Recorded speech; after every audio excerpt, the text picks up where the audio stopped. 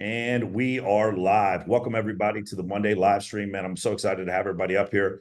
This is one of my favorite things to do is this live stream, man. I get all caffeinated up and motivated because some of the questions that come out of here are some of my favorite stuff, and we use a lot of the stuff from here in our coaching program.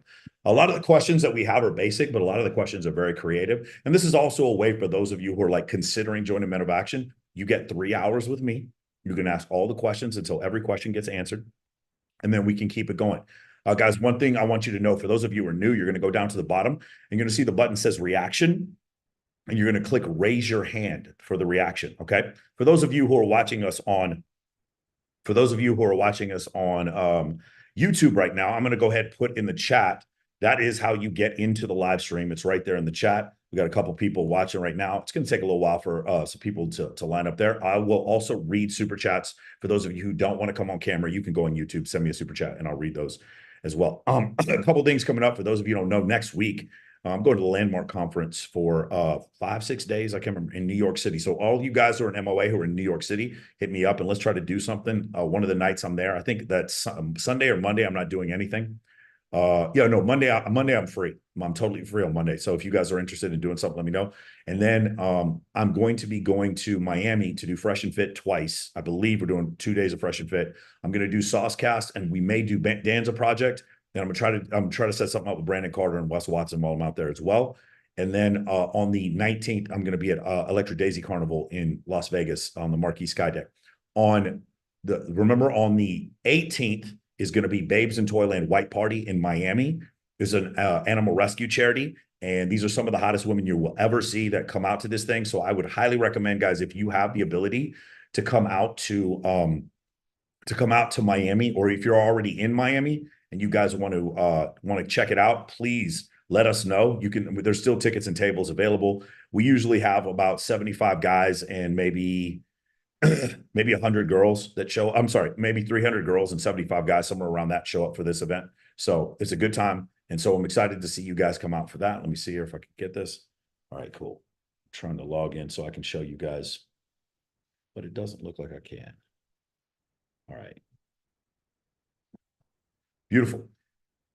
All right. So coming up with a few things we have coming up. There's that. And then also the 18th is Babes in Toyland White Party. And then if you guys are in Los Angeles on June 1st, Teatro LA is throwing a white party. Now, for those of you who are new to this program, you're like, why is Michael talking about all these fucking parties? And the reason why is one of the things that I teach in this course is kind of like the invite opener. Like what I do is I teach you guys how to build a social circle, not just using events you throw. In fact, I don't recommend you guys throw events in the beginning. I would recommend you wait at least 6 months before you throw your first event. I teach you guys how to use social engagement, like actual real life social events, along with social media, in order to display high levels of social status, high levels of pre-selection, meaning other women approve of you. I teach you how to do this. And in the beginning, at least, I teach you to do this using no money. I teach you to do this using no money. I don't. Now, if it comes to a point where it's like, hey, Michael, a couple of guys pitched in so we could go to a spot on Gigster to throw a photo shoot. Yes, occasionally that happens, but we don't, because we throw charity events and because we throw photo shoots and because we have theme parties or whatever, we never pay girls to come to anything. So we teach you how to throw these incredible events, but we teach you how to do it using no money. Very important you guys understand that. So that's a really, really big delineation. A lot of haters come on here often and they're like, oh, Michael, he pays these girls to come here. I've said this before and I'll say it again. I will pay $50,000 if you can find one single girl I have ever paid to come to my event or ever paid to show up to anything I've ever done. I'll pay you $50,000 if you can find one single girl I've ever paid for any of these events. And a lot of guys, they'll talk the shit and then all of a sudden they just disappear as soon as I say that. So it's the truth. We teach you how to do this using no money, which really drives people crazy. But in the interim, I try to give you as many different options as I can for you guys to be able to come to Babes in Toyland, to come to different events like that, and then try to use those events. Let's go to Babes in Toyland. Babes in Toyland. I try to give you as many events as you can. So it's like, for instance, Michael, I don't know how to throw my own event, whatever. What I will do is I'll say, okay, cool. We can get you, like, If you want, you can bring 20 girls on the guest list to the Maxim party. And then we teach you how to build the list. Step one in Men of Action is to fix your Instagram. Step two is to build a list. Step three is to get open threads with as many women as you want, as you can. At some point, you want like a few thousand women where you have open threads with. And step number four is to take 6 women to an event with you. Take 6 women to an event with you. Those are the first 4 steps of Men of Action. And so it's really important you guys grasp those, because when you do, it makes it much easier for us to, that's the core foundation. And it makes it easier for us to build on the rest of it. You guys can see these are the girls coming to Babes in Toyland on the 18th. And so this party is going to be absolutely outrageous, bro. It's going to be terrific. And for those of you who missed the halfway to Halloween party, this is what you saw there. It was a really, really good time. This is called irrefutable visual evidence, because it's not just me interviewing a girl. It's the girl liked the photo, and then the girl's friends, she will also like the photo, which then makes it easier for me to get more girls to show up. So for those of you who don't understand like the ultimate concept in the program, I host, in general, mainly, I host the 3 big bikini competition series. So Swimsuit USA, Paradise Challenge, and then the one at Wet Republic, which is called the Girls of Summer. So these are the 3 biggest bikini series in the world. And there's nothing as big as these 3. Like each one of them has at least 75 girls in it. The second thing I do is I host these charity events. So this is Teatro LA. This is Babes in Toyland. This is Model Citizen Fund. This is Smash Global, different charity events like that. And then the third thing I have is those the competitions, the charity events. And the third thing I have is, God damn it, what is, well, I'm forgetting right now. I can't remember. It's probably like the photo shoots or, some of the other parties that we do here in Las Vegas. And what I'll do is the girls from the parties, from the comp parties and tables or whatever, I'll send those girls to the bikini competitions. The girls from the bikini competitions, they will go to the charity events. The girls from the charity events, I'll invite them to the destination photo shoots. And the girls from destination photo shoots, I'll invite them to the comp tables and parties in Las Vegas. And it creates this cycle, this incredible like ecosystem and cycle where you doing what I teach become the leader of this social circle. And then in doing so, any of you guys who've taken my course, you know, when you start going to parties with 100 girls, you don't have to invite guys. Guys will just show up. Networking with guys is very easy if you get the networking with girls part down. So that's just something we teach in this course. And one more time, let me say this again, just because today I feel like taking on some fucking haters. We do this using no money. We do this using no money. Now, are there some exceptions? Yes, you can buy pizza and like bottled water for girls at a photo shoot. That's totally fine. Okay, but for the most part, we do this using no money. And then for those of you who are like new to the concepts here, this is the end result. This is what you end up looking like. Your life ends up looking like this. When you work on these concepts, you do the first 4 steps. Remember, step 1 is to fix your Instagram. Step 2 is to build a list, and we teach you how to do that. Step number 3 is to get as many open threads as possible with as many girls as possible. And then step number 4 is to take 6 girls with you to different events. Make sense? And then this is it. And then just so you got that I've taken recently within the last year, the last 2 years, and we can go back for a decade of me doing this. I've taken these concepts and I've proven that they work. And now I teach that in a course that it took me 25 years to create this course. Okay. So that's what Men of Action is. Beautiful. All right. So we're going to get started. One more thing, guys. I changed my mind. Everybody can ask questions in the first hour. I want to get to the questions here pretty soon. Okay. I want to get to everybody's question. All right, here we go. Let's go to the first question. Is Jay Shaw Miami? Jay Shaw, what's your question? One second, Jay Shaw. Something's wrong with my audio. Give me 3 seconds.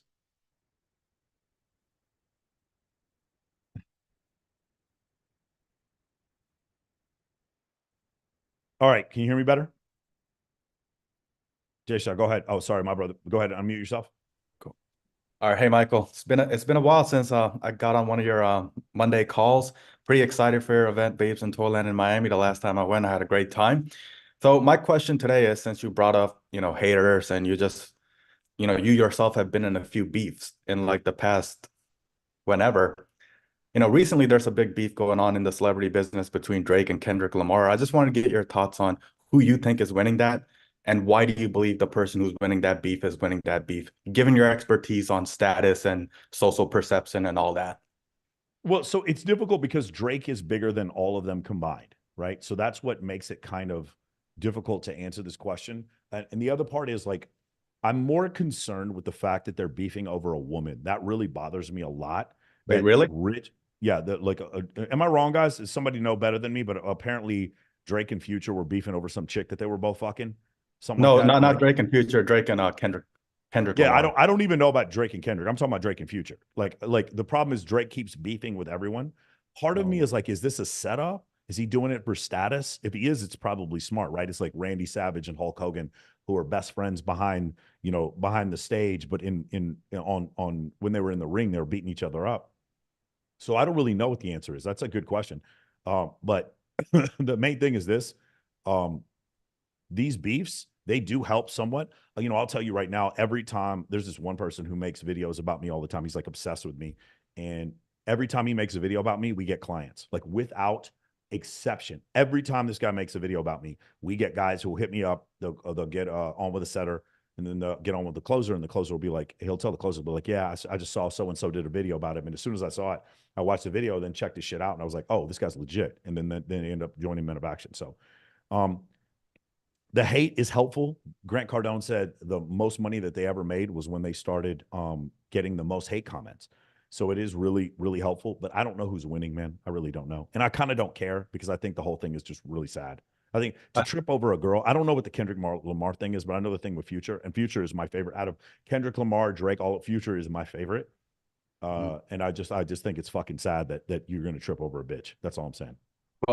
well, I would assume like I think I assumed that you knew about it since I guess I got the perception you're like always familiar with the celebrity stuff going on. But I guess in general, since you're not right now updated on that beef between those two, I'm curious to just kind of hear like as you've been on the come up or as you have kind of gotten more and more popular, what are ways you've kind of handled a lot of these confrontational situations, especially given the wild world of the internet and all that's going on in terms of some rivals you've made and all that.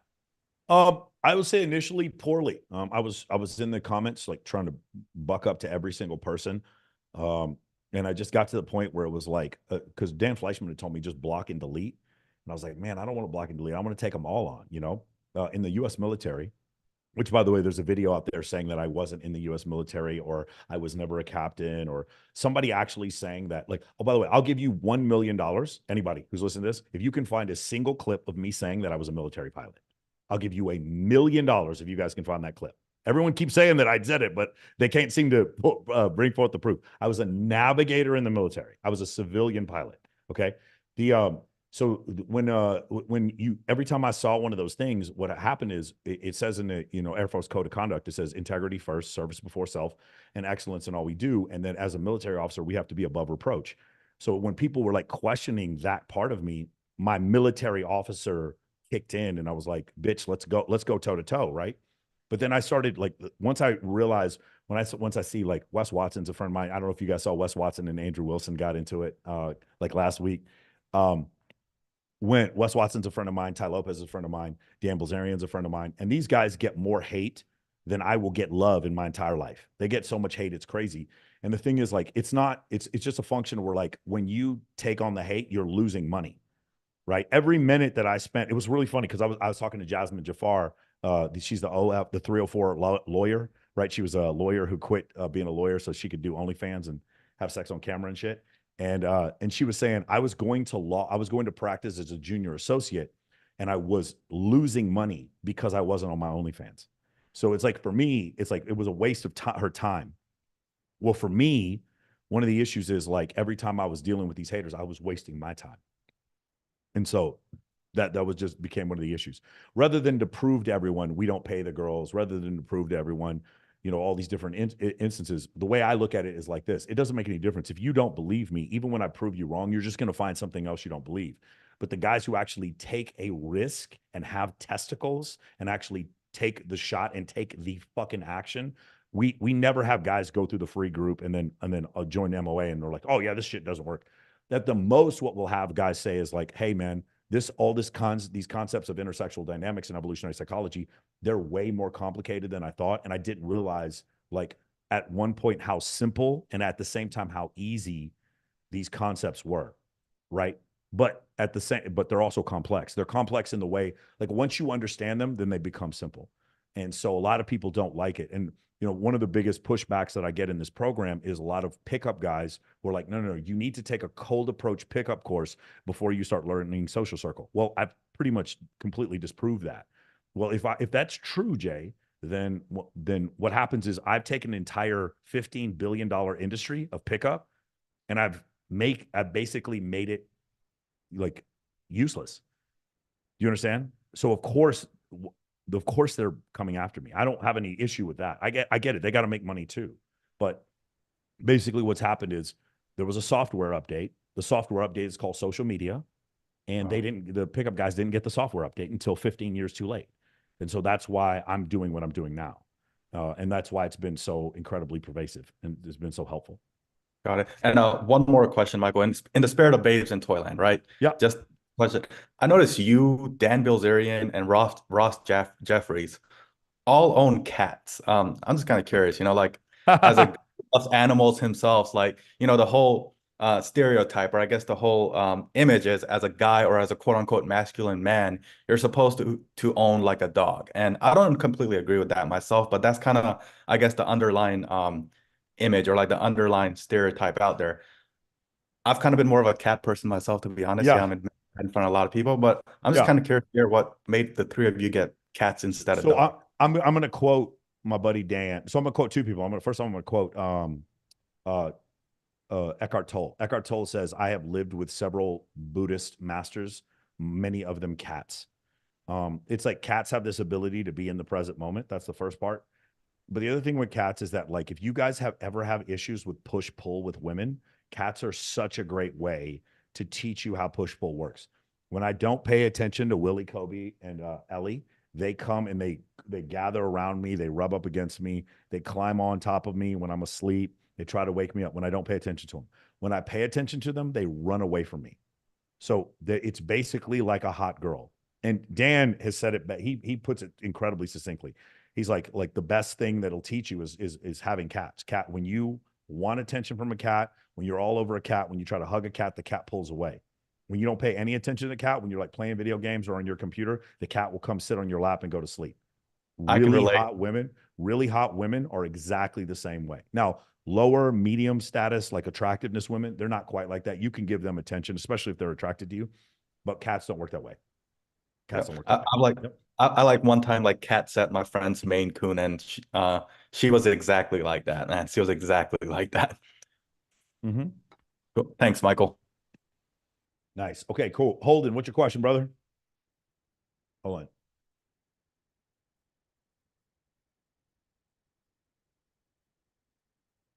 There he is. Hey, what's Holden, up? go ahead. What's going on, man? It's me and Brandy. We just had a question. So we're gonna be doing a influencer content trip to Costa Rica in June.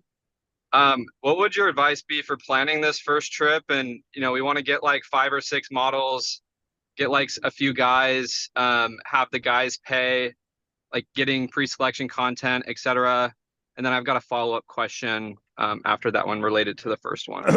um, so these can be kind of difficult for a couple reasons. So, like, when you think about if you need whichever guys pay to come do this, you need to Mhm. manage expectations. Okay. I've seen these shoots. I'm not recommending you don't do it, but I've seen them get bad because the guys start thinking, oh, I paid for a villa in Tulum with all these girls, and they believe that the sex comes with the villa, and it's bad. Like, I've seen things get really ugly, and the dude's like, I can't believe this bitch did this, and then kick some girl out of the villa in Tulum. I've seen it happen. So you need to make sure that the guys that you have sponsoring this, you can manage your expectations, and they know exactly what it is that they're doing. And the other thing is that, like, they don't force. I've seen dudes try to force girls to stay in their same room with them. I've seen all kinds of creepy shit like that. If anything like that happens, trust me, you can have a lot of fun for one photo shoot, but you're never going to do one again. So that's Right. the first thing I would tell you. Does that make sense? Yeah, that makes sense. So you Yeah, got to just managing expectations. manage expectations, and then after, so that's the first thing, and the second thing I'll tell you is like that I found is, um, the best way is if actually some of the girls pay too, because then you defer the cost and you can have fewer guys there. And I've just found this, like, when on these trips like this, girls feel comfortable with girls and guys feel comfortable with girls. I just think that when it's like 2 or 3 girls to a guy, I think the whole trip just runs smoother. That's just me.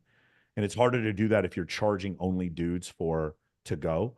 So that becomes an issue as well. I don't like the destination trips unless it's like Paradise Challenge because they handle all the logistics. Because of all the work you have to do. Like it is just so much easier, I think, to like do a shoot somewhere in Florida than it is to go to some of these places. But you know, they let you shoot topless in Jamaica. So I think that's part of the reason why they do it. But yeah, that's it. Managing expectations is the only thing I would tell you. Oh, one other thing. Let me tell you this, Holden. This is a problem. I'm not saying you have this problem, but I see a lot of guys that have this problem. They invite a ton of Yeah. girls, and then some girls with like the weird tattoos between their boobs, and the girls I'm talking about with the fucking weird bodies and the fucking tattoos on the front of their thighs with their like pimp's name on it, whatever. Like those girls, when a Yeah. couple of those girls show up to your event, the problem is that's all you're gonna get. They're easy to get girls like that to come to your event, but when you get girls Right. like that, and also some of those girls have money because they fuck on OnlyFans. Mhm. But the problem is when you do that, then when you're just like, hey man, Michael, can you reach out to Kindly and Lizzie Acosta and Andy Candy and Bethany Garay and all these girls? Can you reach out to fucking those girls to come on my shoot? They're like, no, they're not going to come. They looked at the girls that were at your previous shoot. Right. The Makes sense. shallowness doesn't come from men. Girls, when they look, Brandy, you can probably talk to this. Girls will look at the when they consider going on to shoot with a photographer. If you guys looked at like, Harry LHGFX or fucking Lee or LHGFX or what's his face? Party like JZL or any of these guys, if you watch any of these photographers, um Yeah. one of the first things you notice is how hot are the girls they shoot with, how many followers do they have, and then how good is the photography. And if the photography is like, if it's just overblown out, or if the girls are clearly not that attractive, you're going to be judged at the least attractive girl that you shoot. So what I see a lot of photographers do is they'll get paid to shoot a girl who's not super attractive, but they'll be tagged in the photo, but they won't post it on their wall, and they'll only post the really attractive girls on their wall. Whereas you'll see a lot of the guys I'll show you, like probably one of the dudes who I think is probably the most successful at this is this guy named Lee who lives in California. Hold on. Lee. There he is. Okay, so like this is an example of what I'm talking about. So the reason why I bring up Lee is because like if you notice, it's the same girls kind of over and over again, right? So there's Caitlin Runk and then Taylor Spadacito, and then there's Mia, but you'll notice there's Caitlin Runk again, and then there's Maria, and you'll see a lot of these guys. Then there's Caitlin Runk again, and then there's Whitney Johns, and then there's Mia again, right? And then you'll notice that it's Alyssa Love, and then it's Caitlin Runk again, and then it's Holly Barker, and then it's Holly Barker again, and then like it's Caitlin Runk again, and then it's Whitney Johns again. So it's like he doesn't show 50 girls, but he shows like 7 that are really pretty over and over again. And I've seen that is a way better way to go. Does that make sense? Yeah, that makes sense. Thank you. Got it? The second question to that would be on the photographer side. How would you recommend finding good photographers, and and what would be a reasonable amount to pay them, or would just coming on the trip be enough in itself? This is a really weird thing. Like, see, honestly, the way I would have done is the photographers would pay to come on the trip, but you don't have a reputation yet, so I don't know if that would be the case. But no, I don't know that I would pay them. I mean, if you had an unlimited budget, for sure, then like do what Ignite does, where you have it's a huge write-off for the company. It's a marketing expense. You have some company, like some massive company sponsor the entire thing. They get you guys villas. They pay for the photography. They pay for everything. If you want to do that, you can. That's harder to do. I remember the Gold Gods did that. I remember what's the other one? What's the vapes that look like bullets? What are they called? Hollow Tips. There was a vape company called Hollow Tips that would sponsor like the entire event. You could do something like that if you wanted to, and then they could handle it. But as far as finding photographers, the answer is the girls. I would just ask Kylie Myers who her top 5 favorite photographers are. Does that make sense? Okay, hold it. Yeah, so you can't unmute yourself. There you go. Yep, that's great. Thank you so much, Michael. Awesome. Love it. All right, guys. The rest of you guys who are in MOA, if you guys want to ask your questions now, it seems like some people are kind of shy right now. So I need you guys to go ahead and look at the bottom there and click the link. Look at the bottom where it says the words are. Let me see what it say. It says there we go. Some people raise their hand. It says reaction at the bottom, and then you click raise hand. Okay. Let me see real quick. Do we have any? Here we go. Red. I'm reading a super chat here real quick. It says Red the 8th standing by. What's up, Red? Oh, so there we go. Siege D. What's up, Siege, man? Good to see you, brother. Awesome. So again, one more time, if you guys want to super chat, you can. If you want to go on if you want to go on YouTube. Okay, we've got a couple of guys asking questions here. This is Paul. Paul, what's your question? Paul, give me 1 second. Paul, go ahead and unmute yourself. Okay, can you hear me now? Sure can. Okay, so I'm in like the free server and I'm trying to fix my Instagram and stuff. I'm here in Dallas. I can't remember. Drakon, the Black Tape Project guy is going to be in town on Wednesday, and I was going to go check that out. Is that something I shouldn't try and invite other people to go with, or is that? Yeah. So you need to ask Draken. Oh, I was talking about buying my own tickets and bringing friends or people. I mean, yeah, if you want to buy your own tickets, then I guess you could do that. But like, yeah, I mean, I would like if you want to take girls. The thing is for me, what I would do instead, what I would do instead, Paul, is I would aim higher. And what I do is like whenever, you know, Draken's in town, I'm gonna actually, instead of buying a ticket, I'm gonna be like, hey man, I got 10 girls for you. And then I'll just like bring girls for him. Does that make sense? Yeah, but I'm not there with my social network. Got it. So then in that case, I would buy a ticket. Fair. And I'll try to get a photo. Oh, one thing, I want to go over a couple things here real quick. There's two main concepts. I'm really glad you brought this up, Paul. So one thing that I've been doing recently, and it's just in my discussion, Dan and I have been talking about some stuff, like just kicking some ideas back and forth. And in the discussion that we had basically about like how he grew his social media to be so great. And there's something that like I do, but not nearly as well as he does, is this concept here. So if you guys look here, is this it right here? Okay, I think this is it. Okay. If you guys look when we go right here, you'll notice that the photos, I'm face on to the camera and I'm smiling. Okay. And there's some studies that show, so this is a great example right here. There's some studies that show that when a man has a stoic look on his face, it's actually more attractive. So, you know, maybe not smile all the time, but this is the thing I want a lot of guys in the program to start doing is I want you to have a buddy first off, I want you to have a social media buddy who knows when to take pictures of you and you know when to take pictures of him. And then the second thing I want to tell you is that you want pictures that are like off to the side, where it's like you look like you're taking a picture, but somebody is 30 to 45 degrees off to one side or another. Here's another great example right here. Do you see how they're not looking directly at the camera? Like 30 or 45 degrees off to the side, taking a picture of you. So it's not just somebody taking a picture of you. It's someone taking a picture of someone taking a picture of you. Let me say that one more time. It's not just that someone's taking a picture of you. It's that someone's taking a picture of someone taking a picture of you.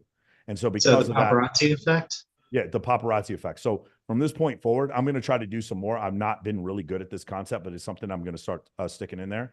Is I'm going to start having it where it's someone taking a picture of someone taking a picture of you. This is another great candid shot right here. This is probably a little better. Like I'm not even looking at the camera, but just candid shots like this in burst mode is another great idea in order to get good photos.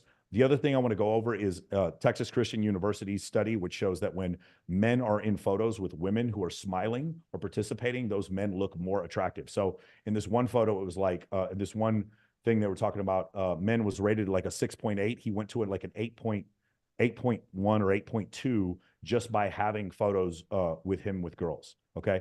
Just like the girls participate. So I don't recommend against these type of photos. What I'm saying is what I am going to recommend for you guys to do in the future is to mix this kind of stuff up, to mix it up to where you have some photos that are a little bit off center. And then I want you to do that. Have a buddy to take photos of you where it's not quite like dead ass in the middle, but kind of off to the side sometimes. And then let me see if I have another one here. And then if you're going to do photos, like lifestyle photos, these are cool. But one thing you don't want to do, and I'm kind of at the edge right here with this one, but like, when I'm looking off to the side, don't look too far off to the side. Look a little bit off to the side because it's very obvious that we set this photo up so someone could take it. And so it still works. I'm just saying like we want to try different things. Okay. The other thing is the study. There's a different study that shows that people in groups, when men are in groups, they're considered to be more attractive when people are in groups. So taking pictures only by yourself is probably not the best idea either. So I know a lot of you guys like these lifestyle photos that are good. It's just something that we're going to change. And by the way, none of what you're doing is bad. We just want a little bit more variety. That's all I'm saying. None of what you're doing is bad. We just want a little bit more variety. That's it. Okay. For me, because I just know so many fucking attractive women, this has just been the one note that I've been able to play my whole life because I just know so many girls. But for some of you guys, this is, you're not really going to be able. Here's another great one. This is a great example. Do you see how do you see how the photographer is just a little bit off to the center? You guys see this? This is what I want. You see how it's a picture of people taking a picture of me. Got it? So that's something I want you guys to like work on here coming up. Yeah, cheerleader effect works for men. That's the first thing that I want to go over, and then we'll go over. There's a couple other concepts I want to cover that are in this program that a lot of guys get confused about. But yeah, that's one. The second thing, actually, I want to go over this real quick because we've been talking about this. It's in my MOA notes. Is this concept of oh gosh, what is it? Is it attraction? I'm trying to remember. Oh yeah. This concept between the reason why social circle works and the reason why pickup works. So dating apps is really important. We probably need to clip this. Dating apps, direct game, and pickup are for girls who already like you. So when you're in a dating app, you listen to Austin Dunham talk about it. He's like, when you're really good looking, you get treated better on dating apps. So dating apps, direct game, and pickup, like intent-based pickup, those are for girls who already like you, okay? Social status, social circle, pre-selection, basically MOA game, this is for girls who don't like you. Now, according to dating app data, do most women find most men attractive? Yes or no? Put it in the chat. In fact, what percentage of men do women find attractive on dating apps? Put the number in the chat. Put the number in the chat. Anybody? 5, 15, 10, 5, 3. Okay, cool. So it's about 20% that they find attractive, but only 4.5% that they find so attractive that they would like make the first move. So if that's the case, and pickup, dating apps, and direct game are for women who do like you, and we just determined that's like 20 to, somewhere between 5 and 20% of women. And MOA, social circle, pre-selection, social status game is for women who don't like you. That's the majority of women. The majority of women don't like you. So here's the other difference. With direct game and pickup, what this does is you select for women who are what's called sociosexual. So you go out to the club and you're like, okay, here's what I need you to do. Show dominance, touch her, pull her in this direction, go for the makeout, go for the kiss. When you're doing that, what happens is pickup artists try to convince you that you're generating attraction. You're not. What you're doing is you're selecting for either a girl who wants a lot of attention and isn't going to have sex with you. Put a 1 in the chat if this ever happened to you. The guy, all of you, you should all put a 1 in the chat.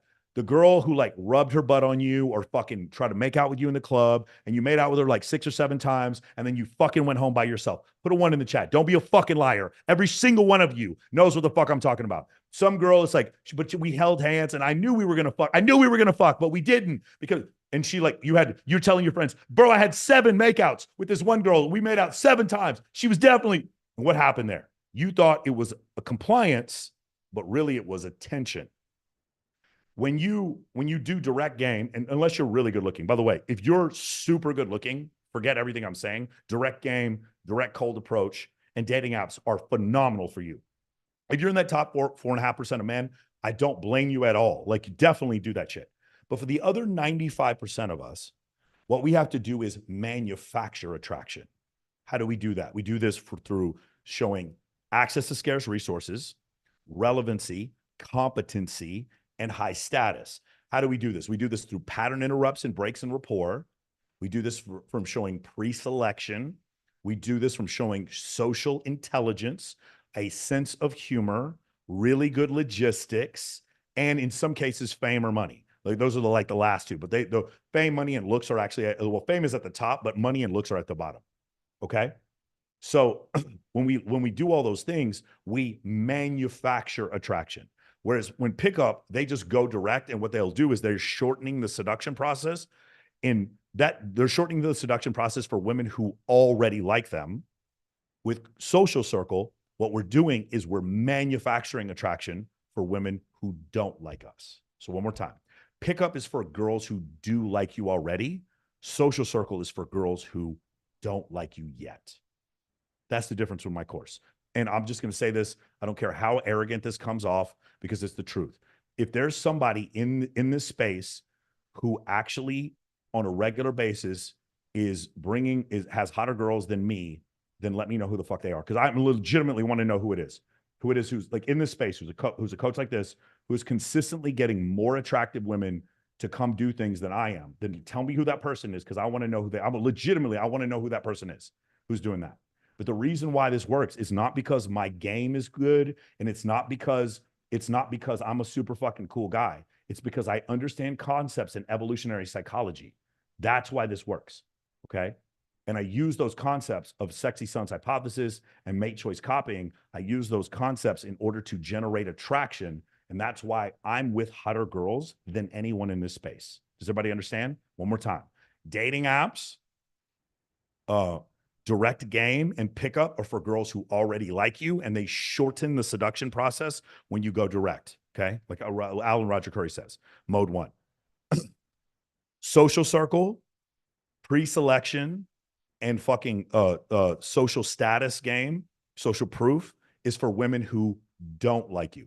So pre-selection photos, you'll notice that really good-looking guys, they don't need to post photos of them with girls on their IG because they're already talking to girls who like them. Pre-selection photos are not for girls who like you. Pre-selection photos are for girls who don't like you yet. This is a really difficult distinction for a lot of people to get. So it's really important for you guys to understand. And then the other thing, this is the last one, it's very important to understand, is the difference between attention and compliance. A lot of times you guys are getting attention from women, but you think it's compliance. Attention from women is everything above the belly button. She texts you, she tells you, or she touches you and tells you how cute you are. If you want to know what attention from a woman looks like that means nothing, then just go to a strip club. As soon as you walk in, the girls will touch your arm. They'll tell you how good looking you are. That's attention, but it's not compliance. Compliance is below the belly button. Well, compliance is when she comes over to your place. So attention is when she sends you a nude. Compliance is when she comes over nude. Let me say it one more time. Attention is when she sends you a nude. Compliance is when she comes over nude. Attention is worthless, but it's not meaningless. Meaning attention can mean attraction, but compliance always means attraction. Let me say it again. Attention can mean attraction, but most of the time it doesn't. Compliance always means attraction. So attention is when you had the 7 makeouts with the one girl at the club and just to impress your friends, or you watch like the pickup video where the girls they're doing infield with the girls, and then they blur out the girl's face and then they like make out with the girl or spin her or pick her around or whatever. That's attention. It's not compliance. And if you don't know the difference between the two, then you're going to be impressed by that video. Okay. Compliance is I'm having a party at my place and all the girls show up. Like I'm way more impressed with the guy who can have a party at his place to play Uno and drink tequila and have 9 girls show up than I am with the guy who spins a girl around at a nightclub. Because the first guy gets compliance and the second guy gets attention. Women get their validation from attention, which leads to resources. Men get their validation from compliance, which leads to sexual intercourse. Got it? So when women give attention, so like, here's the thing. If you're a man and you give sex, it's meaningless to you. Like for us to give sex is fun. It doesn't cost us anything to give sex. We don't lose value from giving sex. So for women, for them to give attention, it costs them nothing. So a woman's attention is worthless. It's not meaningless. It could still mean she likes you, but it is worthless. It has no weight to it. It's just like a signpost. It's like a street sign. That's what it is. When you give a woman attention, just imagine if a woman gives sex. Just guys, imagine if you had a daughter and your daughter was considering like the first guy she was ever going to have sex with. I would at least want my daughter to have sex with a man who was worth it, meaning he was willing to invest in my daughter and not break her heart and like actually put some like love and care into the relationship. If she was giving away sex for nothing, her value would drop. So if a woman gives away sex for nothing and her value drops, then what happens to a man when he gives away attention for nothing? This might be the first time you guys have ever heard this before. When a man gives away attention for nothing, his value drops. So from this point forward, you don't ask yourself the question, do I take this girl on a date? You ask yourself the question, does she deserve a date? Did she give enough compliance to deserve me taking her on a date? Or did she just give me a bunch of attention and now I'm chasing her? I'm in her frame. Is that what's going on? You guys understand? Really important you guys understand the difference between attention and compliance. You think most of the time are getting attention. And remember, most women are not attracted to most men. So they're going to give you attention, but they're not going to give you compliance. Compliance is when, like, attention is when she says, I can't wait to come. Let's hang out next week. Attention. And then she flakes on you. Compliance is when she comes over and cooks for you. Attention is above the belly button. Compliance is below the belly button. Jay Shaw, ask your question on camera, please. This is a really good question. Let's go to Stephen Roper. Stephen, what's your question? Hey, what's up, Mike? Hold on. I'll be quick, bro. Listening to what you just said in terms of if you give attention, you lower value. So what would you recommend to guys to, one, not give attention, not give their value away? So when we say give validation, how about we don't give them validation? They're going to have your attention, but what do we do? What's the very first module in MOA? Anybody? Put it in the chat. What's the very first module? Pillar 1, module 1. What is it? Is that don't give attention away? Don't give validation away? No, that's okay. It's so funny. That's step 1 in MOA. In the actual paid course, what's pillar 1? It's funny. They said picture IG. Correct. You guys got the correct answer, but that's not what I'm looking for. I'm looking for pillar 1, step module 1. Does anybody remember? It's breaking rapport. Okay. Or there we go. Somebody wrote it. Breaking rapport. So it's it's what's called a pattern interrupt. So I can do a pattern interrupt. Stephen, it was like a great pattern interrupt is me walking up to a girl and being like, hey, real quick, my ex-girlfriend's here. Is it cool if I just hang out here for a second until she leaves? That's a pattern interrupt. Do you see how I'm not hitting on her? Guys, one more time. When you hit on a woman, when you go direct, you're giving her attention and lowering your value. If you're really attractive, you go ahead and give her attention. It's fine. But if you're not super attractive, when you hit on a girl, you're lowering your value when you go direct. This is what a lot of guys don't understand. They were born on third base and thought they had a triple. A guy who, like, if you go out a ton, you are going to sleep with a lot of women. But the reason why you're sleeping with those women is because they were DTF already. And then you thought you had game. No, you just banged a girl with a 600 body count. You just didn't realize that. And they can be attractive or not attractive. It's just the problem is you're picking girls who are already sociosexual to have sex with. If you want a girl with like a 2 body count who's like 20 years old and super attractive, in order to do that, you have to manufacture attraction in places where you have a lot of access, an incredible ratio with like 7 girls to every guy. Things like that is stuff you want to create. Basically, like my bikini competitions. That would be an example of that. Or like a Max party or something like that. Go ahead. I don't hit on girls though, bro. I don't hit on girls anymore, but I still have situations where I feel like I'll give an example. Most of the times when I do a shoot, we'll go to the beach, we'll shoot, and then afterwards we'll probably get something to eat. Yeah. And it's not like no hot, like I'll take them to like Burger King. But the subtext is sometimes I'll pay for their food. And honestly, I feel like whenever I do shit like that, I'm always like, oh man, I feel like I'm losing value by paying for her food. Even though we're on a shoot, I'm not hitting on them. You know what I mean? I'm just like, just being a photographer and we just like talking. You know what I mean? Like building comfort so I can make them comfortable to shoot more. But I still feel like I'm losing. Like I feel like after the shoot, they don't really hear from them or. Yes. Okay. It's a great example. So there's a couple things. What happens is your brain is going into how do I make them attracted and interested into me mode. And I do like what I do instead is like 2 things. I either am genuinely their friend or I have a better offer. So let me give you another example, like where pickup kind of gets this wrong. In pickup, what'll happen is you'll try to go after a girl. And if you don't get her, then you time bridge to the next segment. It was Mystery who told me the word time bridge, 16 years ago. Time bridge. What Social Circle is, it's just better time bridges. Do you understand? Yeah. But we met on social media, and then my time bridge is the next Babes in Toiling, which she says yes to. Then when she goes there, I'm a leader of men. Why am I a leader of men? It's a attractive trigger. Why am I a leader of men? Because I invited you to this event. All these girls came here and everyone here at this event knows me. I have higher status, higher social proof. I'm a leader of men and I have pre-selection because you came to my home territory. You notice NFL and NBA teams play better at home than they do on the road. Yeah. She's coming into my home environment. So because of that, I have higher status. You see what I'm saying?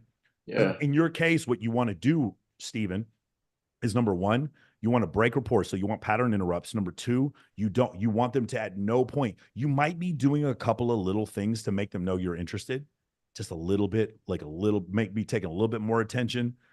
Like one of the things you can do, guys, is you give the hot girls more attention than the less hot girls. That's if you do that, it's very obvious what you're doing. She's got her tits like up like this, just pressed up, and you're just like looking down at them real quick, and she can see you doing that. When you do that, you're playing into her frame. So catch yourself. Are you doing things like that? Does that make sense? No. Yeah. What you say makes sense, but because I was always like, I'd never try and hit on them. I just try and be the friend. But I'm with you. But see, the problem is, Stephen, you and I are friends, and you didn't try to be my friend. See, you understand your mentality. Your mentality is still, I'm trying to game the girl into being my friend. You have to stop. You just genuinely have to be her friend. If you were talking to another guy, there would be no strategy to be her friend. You would just do it.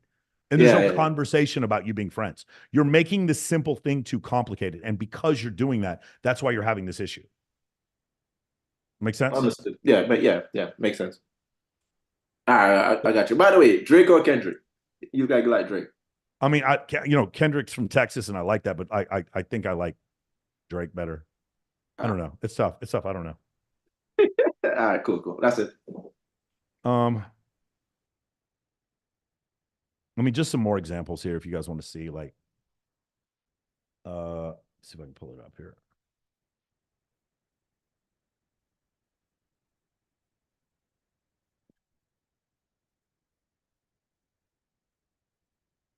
Wait, no, I told him to make a line. Make a line 6-1. How much you got heels on? And I'm still okay. Okay, so this is another example. It's like we're just friends, but then she wants to perform on camera. Obviously, she's one of the biggest porn stars in the world. But like, do you see what I'm doing, Stephen? Like, I'm not hitting on her. There's no confusion. At no point am I staring at boobs. Okay, this is my bodyguard, Nicolette. Do you see how I completely desexualized the conversation? This is my bodyguard. Here by the hour. She throws motherfuckers out for me. And I love Nicolette, but like later on that night, I just left her, and then she came looking for me later. Okay, like it's just one of these things where it's like you are not hitting on them. You are this man of high status, and they are like chasing for your validation and attention. Does that make sense?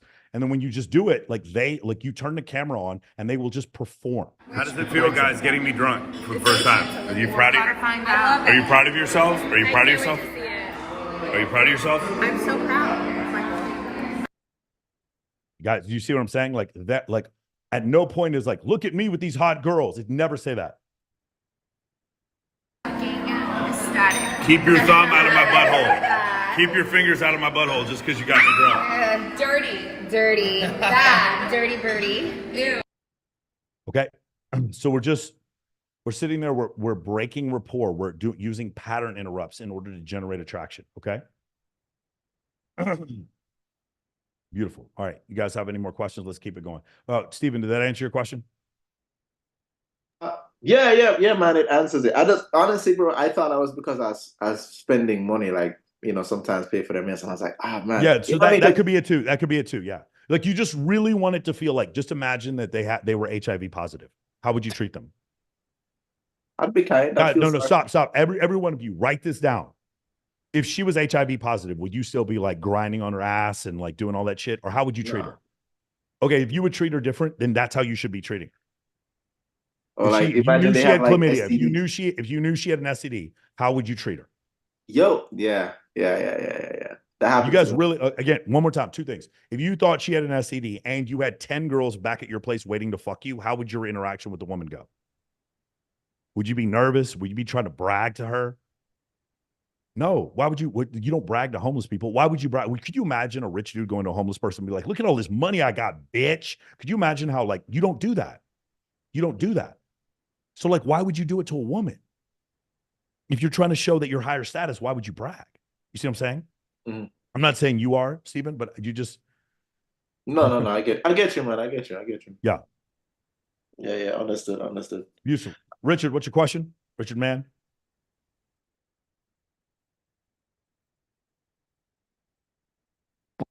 Richard, what's your question? Richard going once. Richard going twice. Awesome. Eric, what's your question? Eric in Montreal. Hey, Mike, can you hear me? Sure can.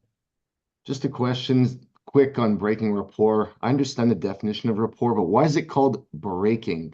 Wouldn't it be called like creating rapport or making? No, because this is me. It's seeking rapport, neutral rapport, and breaking rapport. That's where it comes from. When I'm seeking rapport, what it is like, hey man, you look really good today, bro. Have you been working out? You know what I really loved? I love the fact that you really worked hard on that project, man. I just want to let you know, I want to give you some praise. I'm seeking rapport. Do you see that? No. Right? Here, Eric, and now I'm talking to Eric. Oh, fuck, it's Eric again. Eric, which one of our girlfriends did you fuck this week? This guy, every time I hang out with this dude, he's just got a different one of my, and you're like laughing. That's breaking rapport. Do you see that? Yes. That's why we got that term. Now it's confusing for a lot of people, so we're probably going to call it pattern interrupt in the future, but that's where it comes from. Okay. Now, where people get it confused is the pickup artist barking at a woman, going roof, roof, roof, or calling her weird names or like trying, that kind of shit. That's severing rapport. That's different. That's severing rapport. Okay. So seeking, breaking, severing. Got it. Mm-hmm. Second quick little question, just from when you were at Babes in Toyland. What was their Halloween costume in the red suit? Man, I didn't have one. I just had fucking nerd glasses on. I'm not. I was 10. wondering. Okay, I'm just trying to figure. Listen, if guys are there to look at me and my costume, you got a fucking problem. No, but come on, it's you. I was just curious, right? But yeah, no, I didn't have anything. I wouldn't have had too much focus on the dudes if I was there that night. Mm-hmm. Thanks, Mike. We'll talk tomorrow. Again, I see a lot of great questions in the chat. You need to raise your hand. So you have to raise your hand. We're not answering questions in the chat. You have to raise your hand. And then once you raise your hand, I'm going to call on you. You got to turn your camera on. Okay, let me go. Let me check the YouTube real quick. Live chat on YouTube. All right, cool. Nice. So let's do this real quick. Richard Mann, one more time. Go ahead and push the unmute button, Richard. Just push it one time. It looks like you pushed it twice last time. Richard, can you push the unmute button one time? All right, doesn't look like Richard can make it happen. Okay. Let's try this again. Joseph Stone. Joseph, push the unmute button. Joseph, what's your question? Hey man, how you doing, Michael? Good. So my question is specifically, what would you do? Would you keep your business separate from your personal IG specifically? Because I make a lot of content to push traffic towards my business specifically. Would you have them separate or keep them on one? It depends on what kind of business it is. So if the business is like, so for instance, like if I was an accountant, it's if I was a personal injury attorney, then no. I'm going to show you something. So this weekend I was with Steve Demopoulos. Let me see here. Instagram. Search. Okay. So this weekend I went to Steve Demopoulos' Cinco de Mayo party. Okay. This is the probably the top attorney in Las Vegas, right? This is it. Look at his billboard right there in front of on the Las Vegas Strip. There's him with Mike Tyson and his $4 million Bugatti. Okay, this is him. Look at this video. This is a personal injury attorney. This is a personal injury attorney making this video right here. Do you see this? You got 650,000 likes. This is one more time. Let me say this again. This is a personal injury attorney doing this. Okay. Do you guys remember what I told you about status to status to status? How is that? No, he's an attorney. They're supposed to wear suits and be upstanding. Why does it look like he's pulling a threesome in his $4 million Bugatti? Okay. Why is that happening? Yeah. Oh, yeah. Credit. I mean, we can show credit too. And credit is, let me pull that up real quick.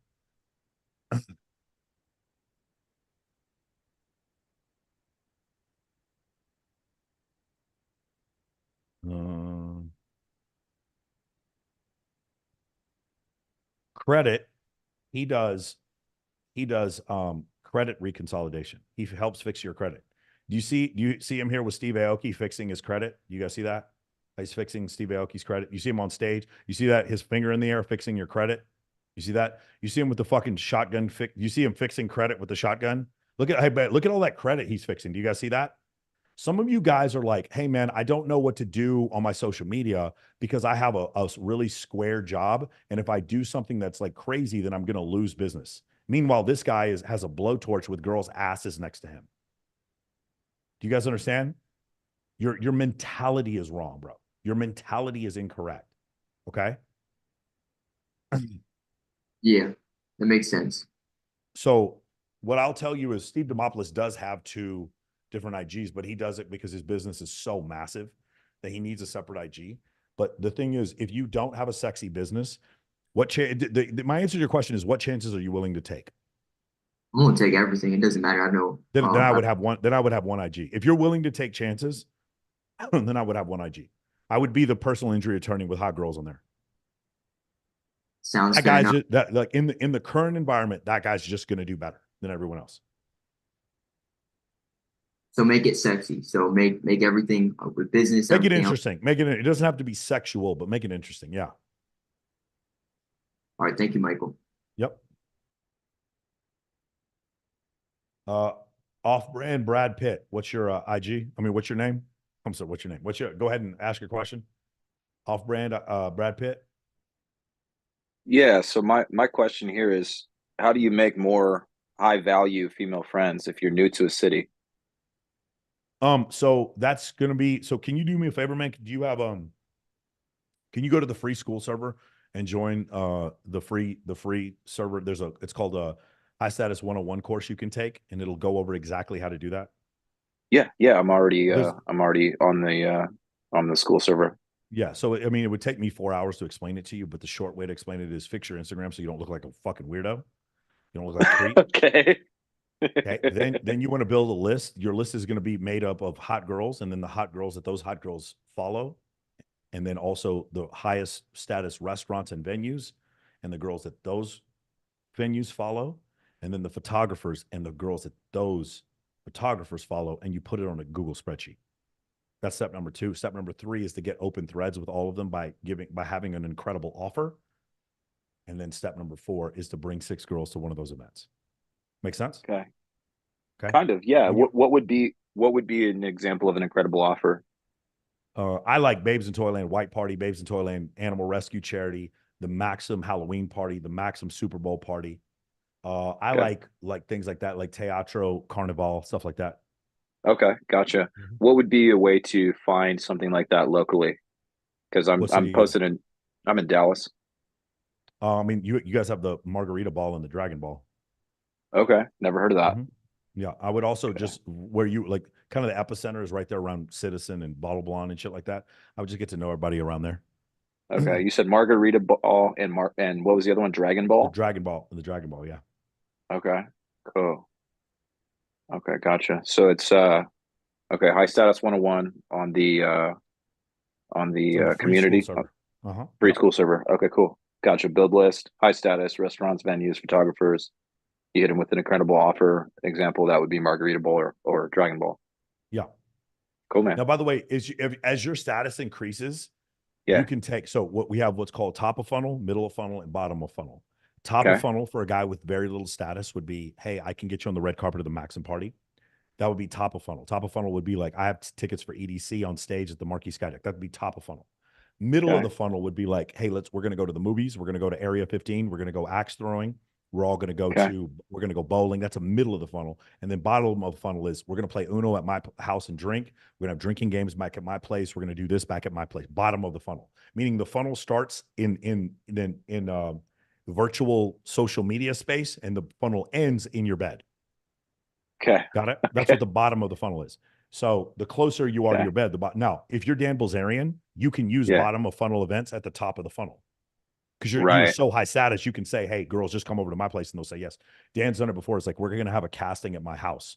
And so like 200 girls just show up at his house to become Ignite models. That's a bottom of funnel event for the top of the funnel. Okay. Now you can also go the other way around. Like you can use a top of the funnel event for the middle or bottom of the funnel as well too. Okay. Make sense? Okay. I think so. Yeah. I think that's making sense. But what you can't do is use a bottom of funnel event for the top of the funnel if you don't have any status. Right. Okay. Gotcha. Yeah. I don't have a ton of status. I'll give you an example. Yeah. My birthday party, I invite for my birthday party, I usually invite around 4,000 girls and Nice. every year. And when I do it, a lot of girls, maybe not quite half, but a little less than half, I've never met them before. Right. So I have enough status and social proof to where girls who've never met me before come to my birthday party. Okay, gotcha. Yeah. I guess I don't know if you're able to answer another question here. Sure. Okay. So I had another Instagram that I used up until this last year. I was pursuing a rap career, and it has a lot more followers. It has almost like 6,000 followers on it. And then Yeah. I switched over, over the last year, I decided to just like rebrand and not really pursue that as much. And so I have a personal page, which is the one that I use on a day-to-day basis, which is off-brand Brad Pitt, which is like less than 300 followers. Would you recommend leveraging if you want to my switch larger? it, yeah, you could switch it. Yeah. You could switch your Yeah. main one over to the one with 6,000. You could do that. That's not a problem. Yeah. Okay. So that's probably a better idea. For sure. Yeah. And by the way, for those of Okay. you who think I'm kidding, like there were girls at my birthday party. I don't know. I'd never met them before. I'd never met Oh, her yeah. before. I'd never met her before. Like there's the first time that I'd ever met these girls. They showed up at my birthday party. Okay? Right. Just so you're clear. By the way, there's me right there. I know a lot of people don't even see me in this photo sometimes, but just in case you guys think because I know some people are like, he's bullshitting. There's no way that this would ever happen. And it's like, but they can't explain this away. Like they just don't know how to do it. Right. And then this is another example of like, this wasn't my event. This is an event I got invited to, a white party. Right. Where I got invited to. Do you see what I'm saying? Right. Okay. And all the girls wanted to jump in the photo. And I face apped all the girls. So they like the photo more. Right. Yeah. Makes sense? Okay. Hell yeah. Thank you. Cool. I'm trying to think of another one. There's another one where, yeah, this was my most recent birthday party. This was last October. There are a couple girls here I've never met before. I'm trying to remember which ones. Actually, no. Is it? No, I never met her before that night. There's a couple girls in the back I'd never met before. But yeah, sometimes girls will come to the party and I'd never met them before. Yeah. It's like exponential growth. Well, no, it was not just that. It's just I had enough status to where girls I'd never met before would come to a bottom of funnel event. Right. Okay. Yeah, that's the point. Cool. Got it? Okay, good. Lots of questions now. Let's get it going. Dom, what's your question, Dom? You kind of just asked it, but do you have any advice on finding events in my city, or should I just go look for bigger cities? What city are you in? I'm in Tucson, Arizona. Yeah, it's gonna be rough because I don't know if we have any MOA guys in Tucson. So the thing I would tell you There's is a go to couple. other cities. Oh, are there? Okay. So I would go to other cities to witness some events, and then I would bring that technology back to Tucson. When there is no scene in Tucson, you create the scene. The advantage of that is that you can own the scene. Like I owned the scene for a while in Wichita, Kansas. Like every time there was a big party, I was always like at the head of it in Wichita. Yeah, luckily it's no- not too 'cause there was far no from scene. like Vegas and whatnot. Perfect. Yeah. Then you And understand. Phoenix. Yeah. So I would come to one of our events and like see the technology we use, the red carpet, the way we do our invites. Maybe you make flyers, et cetera, et cetera. I would do something like that. Okay. Okay. Do you have, can I ask another question? Of course. Do you have any advice on how to, in social interactions, just be like quicker on your feet and coming up with responses and whatnot? Because sometimes Yeah. So I so just for kind of me, sit around with yeah. like no thoughts in my head. Yeah. So the reason why I'm quicker on my feet is partially because I rehearse. And the other reason why I'm quicker on my feet is because I'm in the present moment. You guys understand? There's a bunch of stuff going on in my life, but nothing in my life matters other than this call that I've got with you guys right now.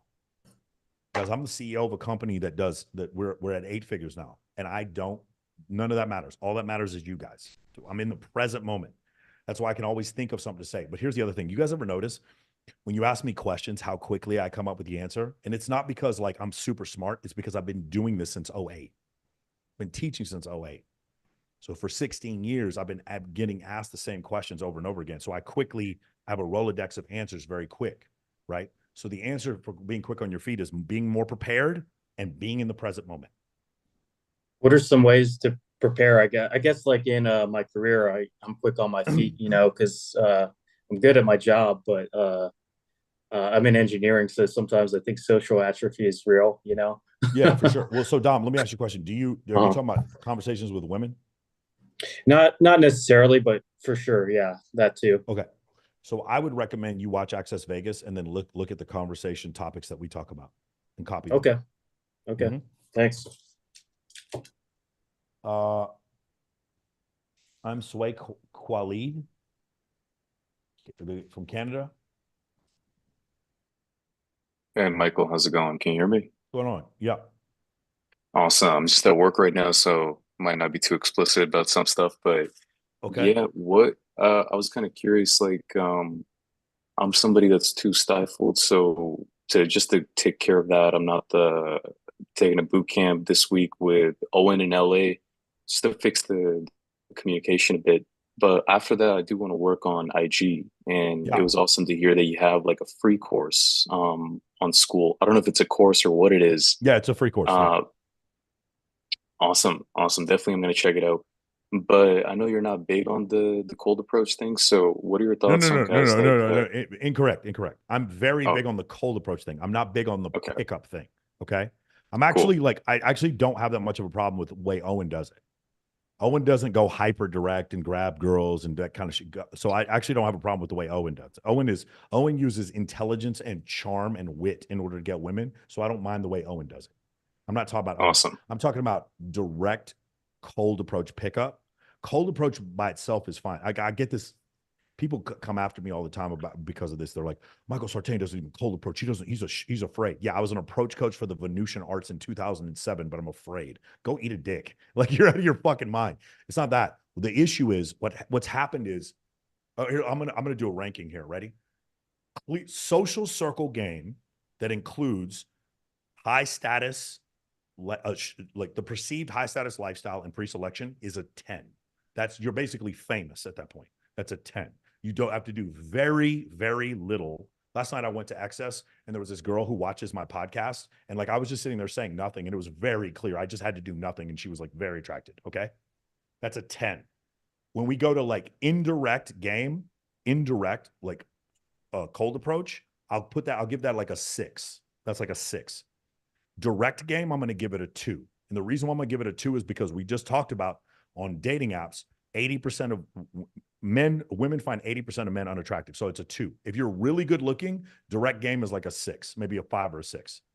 And then there's what's called seeking rapport game, which is, oh my God, you're so beautiful. Let me buy you flowers. Can I take you out to eat? That's a 1. That's the effectiveness of that is a 1. That's terrible. Uh-huh. So the point is, it's not that you shouldn't do cold approach. You should. It's that what's optimal is social circle. Yeah. Social I feel circle like is developing now, the skill set side of it would be awesome though, because yes. my like just to say my game sucks. So it's kind of like Yeah. getting my hands dirty. Yes. Yeah. What happens to a lot of pickup artists is they say, well, you have to learn pickup before you learn social circle. No, you do need to know cold approach before you do social circle, but you don't need it that much. It's just like inbounding the basketball in basketball. It's like, if all I'm good at, I can inbound the ball. It's like, well, can you shoot free throws? No. Can you shoot 3-pointers? No. Can you dribble the ball? No, but I can inbound the ball. Cold approach is inbounding the ball. That's all it is. It's not that it's not important. It's important. It's way overemphasized by pickup artists as being like this main thing. Now, here's the other thing that will happen. You talked about social atrophy. If you get good enough at your social circle game, you just won't ever have to cold approach. And this is something I did. Like I would go out and I would be out with 20 or 30 girls. Like there's no cold approach when you're out with that many girls. There's no situation like I don't have to cold approach in a situation like this. Like it's not something that I have to worry about. So that's the big difference. And a lot of people have a problem with that because they're like, well, that means you're weak because you don't go cold approach all the time. Like, again, the point was to meet women. I met women, but I'm weak because I didn't go cold approach them, even though they all want to hang out with me. Do you see what I'm saying? Mm-hmm. That's where the lunacy comes in. Right. Yeah. And is that with status dynamics or IG or event hosting, or is just all of it combined? I'm not it's too all into, of it. I just want to make it's clear, all of it combined. like, Yeah. Got it. So, I'm not too into your. Yeah. Sorry, So go ahead. an event would be social circle game, but social media is also part of social circle game. I want Got you it. guys to understand. Social media. I heard this one POA was talking about, yeah, social media is part of cold approach pickup. I'm like, are you out of your fucking mind? Of course it's not. That's not the case at all. Social media is part of social circle. That's why it's called social media. Okay. Yeah. There's only like 4 or 5 guys in the world that teach social circle. Really. There really aren't that. I don't know any pickup artists that actually teach social circle. What they'll do is they'll talk about merging sets and they'll call that social circle. Social circle is you need to have thousands of open threads on social media. Social circle is your pictures need to be perfect and you need to have women introducing you to other women. That's actual social circle. When it comes to that, there's only one guy in the world teaching that. Okay. Yeah. Yeah. A lot of great stuff. I just wanted to make sure I'm getting it right because I really do I was gonna get heavily into your stuff. Once getting things down and getting the ball rolling after boot camp for sure. Tell Owen he's a hero, and I look forward to him being able to walk again. He's in a wheelchair right now. Yeah. And next time he comes out to Vegas, I'll take care of everything. I'll take him out, and I want him to come on my show soon. Awesome. Big part of You me got getting it. into self-help was because of Owen. A big part of Owen introduced me to Ty Lopez, which helped me a lot on this journey I'm on. Cool.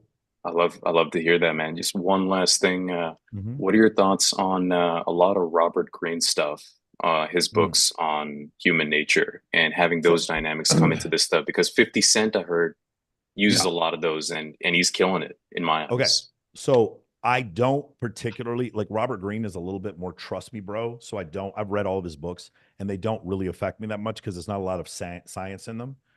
I don't mind if you guys want to read them, that's fine. But like The Art of Seduction, I've never seen a dude get any pussy in his life because he read that book. Not one dude ever. I've never seen it. The Game, I've seen guys get laid off that. The Setup by Dan Bilzerian, I think that book has gotten a ton of guys laid. But I've never seen The Art of Seduction. I've never seen a dude being like, well, I identified myself as a dandy, and then therefore she became attractive. Like he doesn't really understand attraction trigger. Like no, I don't. So I don't hate the book, but like, the 50 laws of power, whatever the laws of power compared to the art of war. I like Sun Tzu better. And then the other thing is the Hustle Harder. The reason why I like that book is because he was a crack dealer who became almost a billionaire. And like he tells his come up story. And that's why I like that book. And he also teaches you how to deal with haters. That's why I like that book so much better. I don't dislike Robert Greene. He just doesn't go on my recommended book list. Got it. Awesome. Thank you. Yep. Eric, what's your question? Hey, Mike, back for more. Before, when you talked about and showed credit on IG, I just checked in my phone and his grid's great, but he's only got 9 photos. Yeah, he took them down. He had a bunch more and took them down. Probably had some investors tell him to take some shit down. He had some crazy ones. He had this one where he was sticking a credit card into Nicolette Shea's mouth. They probably asked him to take a bunch of them down.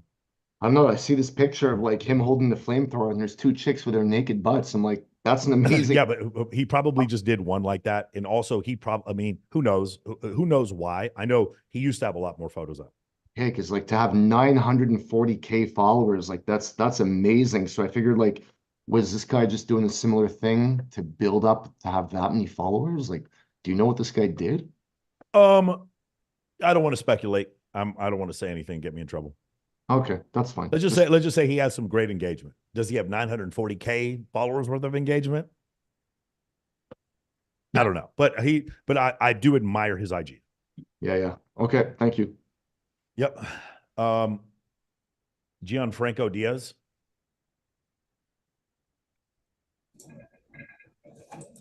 Hey, Mike. Hey, what's going on? Good. Thanks. You talked about report before, like creating rapport. Yeah, like creating rapport or breaking rapport. I would like to ask you, when or why would I ever want to sever rapport? I mean, is that something? No, you wouldn't. What it is you're a guy who's kind of weird. I keep saying pickup artist, and it sounds like I'm picking on them because then it sounds like I'm picking on Mystery and Owen, and I'm not. I like Mystery and Owen a lot. I'm not talking about them. But like the creepy pickup artist, the guy who's like super uncalibrated, who like keeps going up and talking to girls, his breath stinks, he doesn't fucking shower because he's trying to show that he's like unattached to fucking outcome. He reframes rejection all the time. He doesn't take any feedback whatsoever. That guy, what he does is he's trying to break rapport, but he's saying stupid shit and he's severing rapport. Does that make sense? A lot of times, like hyper intelligent, nerdy guys will tell jokes that nobody gets, but they think that everyone should get it because they didn't provide any context. And so because of that, they end up seeming really weird and they sever rapport instead of breaking rapport. Oh, okay. So that's something I should never ever do, no matter how attractive or unattractive. You don't want to sever rapport. Now, if a dude puts his hands on my girl and I knock him out, then I severed rapport. That's one issue where I do that. All right, so it's contextual. It's well, everything's contextual, bro. Even being alpha is contextual. You know what I'm saying? Right. I'm on stage at Omnia and I'm the alpha male at my birthday party, and then Steve Aoki goes on stage. Now he's the alpha male. It's all contextual. I believe that answers my question. Thank you. Beautiful, man. Josh, what's going on, brother? Hey, Mike, can you hear me? Sure can. Right on. So I'm planning on like revamping my Instagram. I want to do like content in like New York City, LA, Miami. And I want to kind of show that like traveler archetype and sprinkle in like some pre-selection content. What's the best way to do it without coming off like too corny or anything like that? What would you suggest there? This is great. I'm probably do some modules. I've asked Dan to come on and do a module just on social media with me. So what we'll do is we'll go over different types of photos. So one type of photo is, you see me on a red carpet taking pictures with girls. That's hard to do for a lot of you guys unless you come to my events. So let's take a photo with you with girls, but let's have it off to the side, like 30 to 45 degrees. One of your buddies taking a picture. So you're looking here, and like I said before, it's a picture of someone taking a picture of you. Number two, showing you traveling to like cool places. But like when you do so, what I don't want is your neck to go any further than this. If your head turns like this too far, it looks too unnatural. Okay.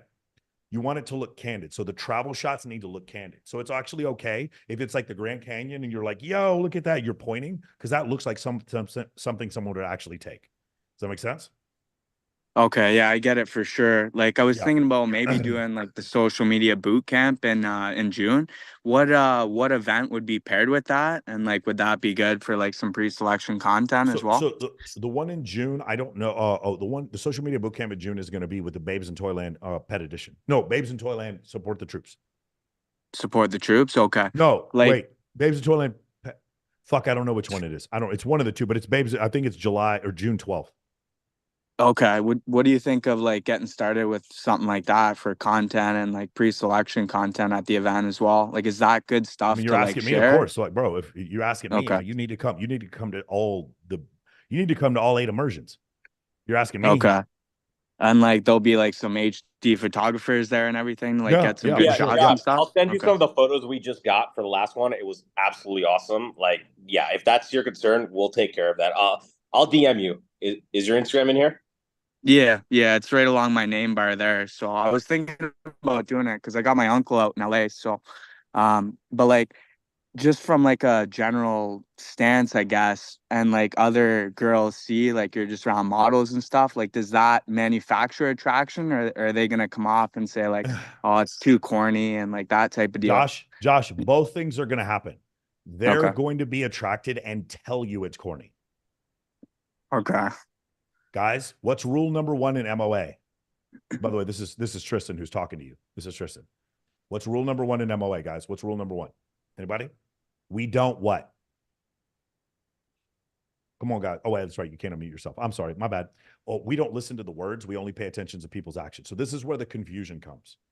I posted for years these pre-selection photos, and I kept hearing from women, you need to not post so many pre-selection photos because it makes you look corny or a playboy or whatever. And then the same girl would then take her clothes off and have, yeah, it makes you look gay. Exactly.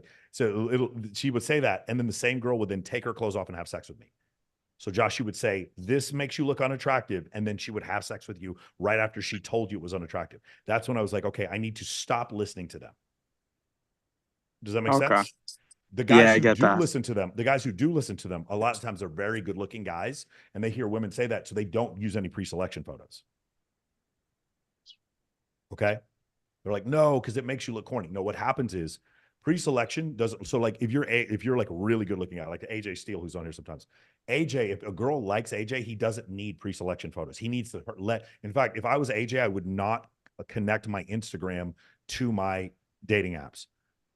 If you're a guy, you're just a normal looking guy, I would connect my Instagram to my dating app so that when girls go through there, then they see, oh, they discover they have to invest. They go look at your Instagram and they say, oh, damn, he's with a bunch of girls. She's going to feel attraction and then she's going to test you. LOL, why are you with so many girls? What she's saying is, I'm attracted to you. I want to see if I can bring you back into my frame and take over some power. And then you're like, I don't even know what girls you're talking about. And she's like, oh, LOL is like, oh, damn, he didn't come into my frame. Now I'm more attracted to him. Now I'm going to put in more investment. Okay. We pay attention to what girls do, not what they say they do. We pay attention to what girls respond to, not what they say they respond to. Make sense? Yeah, perfect. Thanks a lot, Michael. Appreciate it. Beautiful. Nolan, what's your question? Hey, thank you, Michael. So like, I guess I have two questions. The first question is just like, I want to pick up on the previous one. So you said there's a difference between cold approach and pickup. I don't really know what's the difference because I thought they're the exact same thing. Could you like maybe briefly? Isn't it crazy? Is it great? Ready? I got another one for you. Ready? It's going to blow your fucking mind. Yeah. In Men of Action, I never said you can't sleep with the girl. I said don't hit on her. Mm-hmm. People are so confused by that. It was like, what do you mean, Michael? You said don't hit on the girl. It's like, so I don't sleep with them. I was like, no, that's not what I said. I said, you can sleep with the girl, just don't hit on them. It's like, well, but I have to hit on them to sleep with them. No, you don't. Mm-hmm. Women do not sleep with you because of your intent. When you hit on them, you're showing intent. Right. Women do not sleep with you because of your intent. They sleep with you because of your status. Right. That makes sense. It's totally fine to sleep with them. It's not okay. I just don't want you to hit on them in public. When you're in private, you can. Okay. What was the original question, Nolan? Yeah, so that one. Okay, thank you. No, Taking care of that. Yeah, my question, my second question is actually my main question. I didn't answer the first one. No. Okay. Yeah. The difference between pickup and cold approach. Pickup is a form of cold approach. But if we were to go to like a real estate conference and a guy comes up to you, goes, "Hey man, I just want to meet you. Here's my card." That's also cold approach. If men can cold approach other men without any sexual connotation to it, then so can men approach women, and that's what I recommend you do. What I recommend you do is having so many women fighting for your attention that the girl. So here's the thing. I've said this before. If you're a guy and you have a girlfriend and your girlfriend has a lot of guy friends, it's not really a red flag if the girl puts them at bay. So it's the guys who hit on your girl. You don't really have to worry about those guys. Everyone's going to hit on your girl. If she's hot, friends, no friend, doesn't matter. It's the guys who don't hit on your girl. It's the guy friends that you have. So let's say you have a girl, her name's Sally, and Sally has a guy friend named Michael, and Michael has a fucking ton of girls in his photos hanging out with him, and Michael never hits on Sally. What's going to happen is eventually Sally's hypergamy algorithm is going to start looking at Michael and being like, why does this guy never hit on me? What do I have to do to get his validation? If you have a girlfriend and she has a bunch of guy friends, it's the ones who don't hit on her you should be worried about. Okay, that makes a lot of sense. Hold on, but how is that possible? Because I need to hit on girls to sleep with them. No, you don't.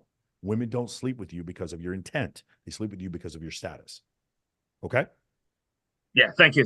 That's very helpful. Yep. My main question is about building Instagram, because my purpose, obviously building status, but then I want to project more like a professional kind of vibe on like for my own business and stuff. So like my question is, let's say I post a lot of like butt naked girls. I feel like wouldn't that hurt my my business? No, okay, so great. Nolan, you're not in MOA, or are you in MOA? I am, but I'm new, like a week in. Okay, cool. Okay. So between lascivious and attractive, we always choose attractive. Okay. We're not a girl in a bikini is actually not butt naked. It's funny because you wear more clothes when you have lingerie, but lingerie is more sexually explicit than bikini, even though bikini shows more skin. Right. A bikini, a swimwear, it's not sexually explicit. Lingerie means it's sex time. It's time to have sex. So there's a difference. Okay. You can show attractive women showing you compliance. That's okay. What you don't want to do is show having attractive women show you compliance. That's okay.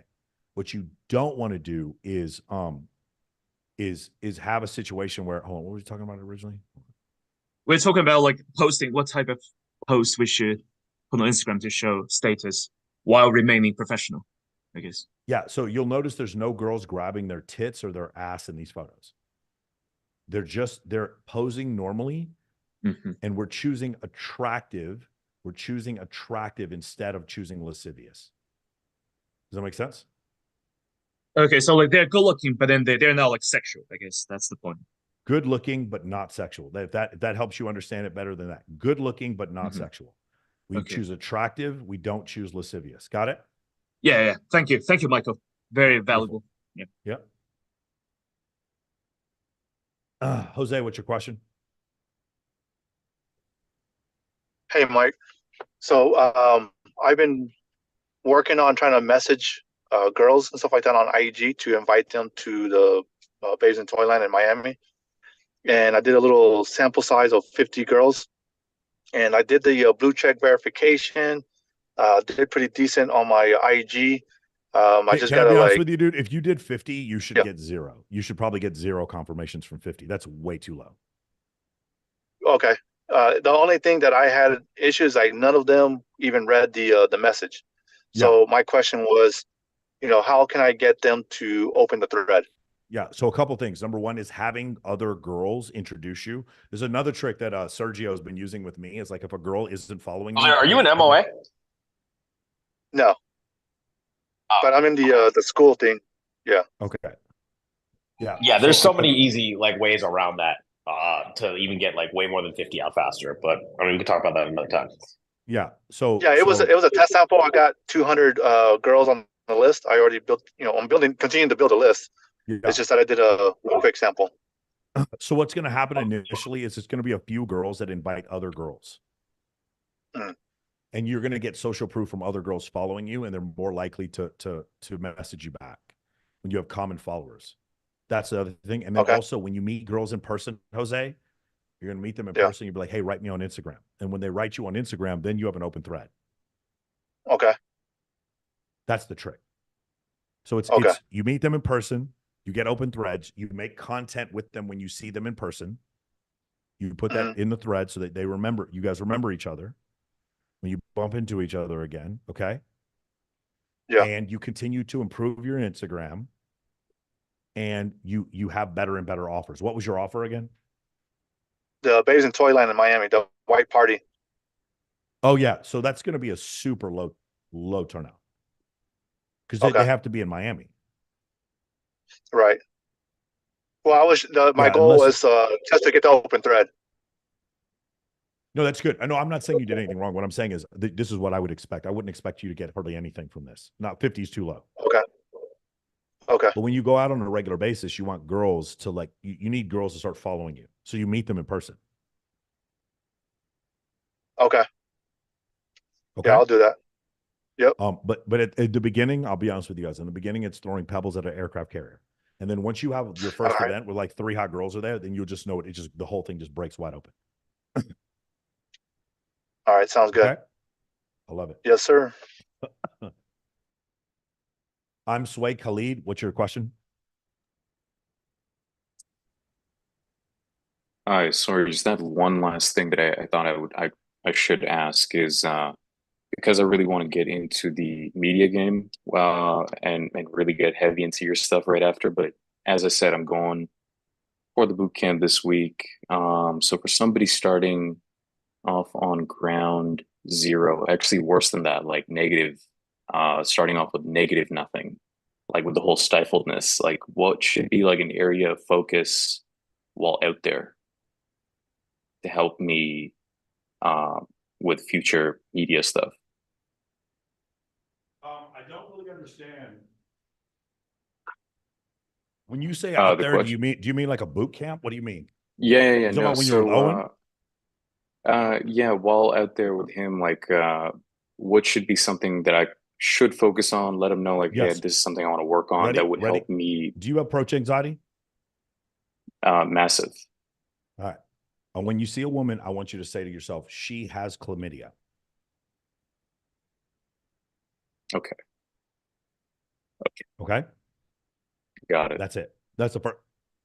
No chance I would fuck this girl, but you're gonna have a conversation with her. Okay. Just to have fun. Okay. The other thing I'm going to tell you is, how would you behave if there were 3 hot girls waiting to go down on you when you got home? girl calls you and is like, oh, yeah, oh, sorry, I gotta go. I gotta get out of here. Like, how would you act? You would act differently. Yeah. You just act that way. Does it make sense? Understood. That's the answer. Like that's what I would do. I would reframe in my mind and then just get over the cold approach that way. The approach anxiety. The other thing is I would try to do 50 approaches. Got it. A day or something. And like, would you also recommend, you said somebody, because I want to know what I can do there to help me when I get into your stuff later on, like right after. Would it be something like making videos with them, or is that stuff like later on? Because for somebody like me with massive amounts of AA, shouldn't even be thinking about that stuff. What would you say? Yeah, I totally disagree. I met my girlfriend doing a video opener. Awesome. Got it. Yeah, definitely think you should do that. Awesome. Thank you. The thing is, you need to do it the correct way, guys. Like, that's the problem. Like, a lot of you guys, I tell you how to do these. Let me see. No, where's it at?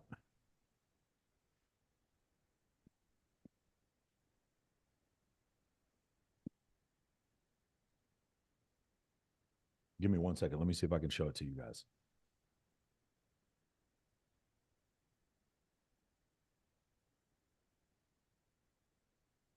Can't find it. No, damn it. Sorry, guys. I was going to try to.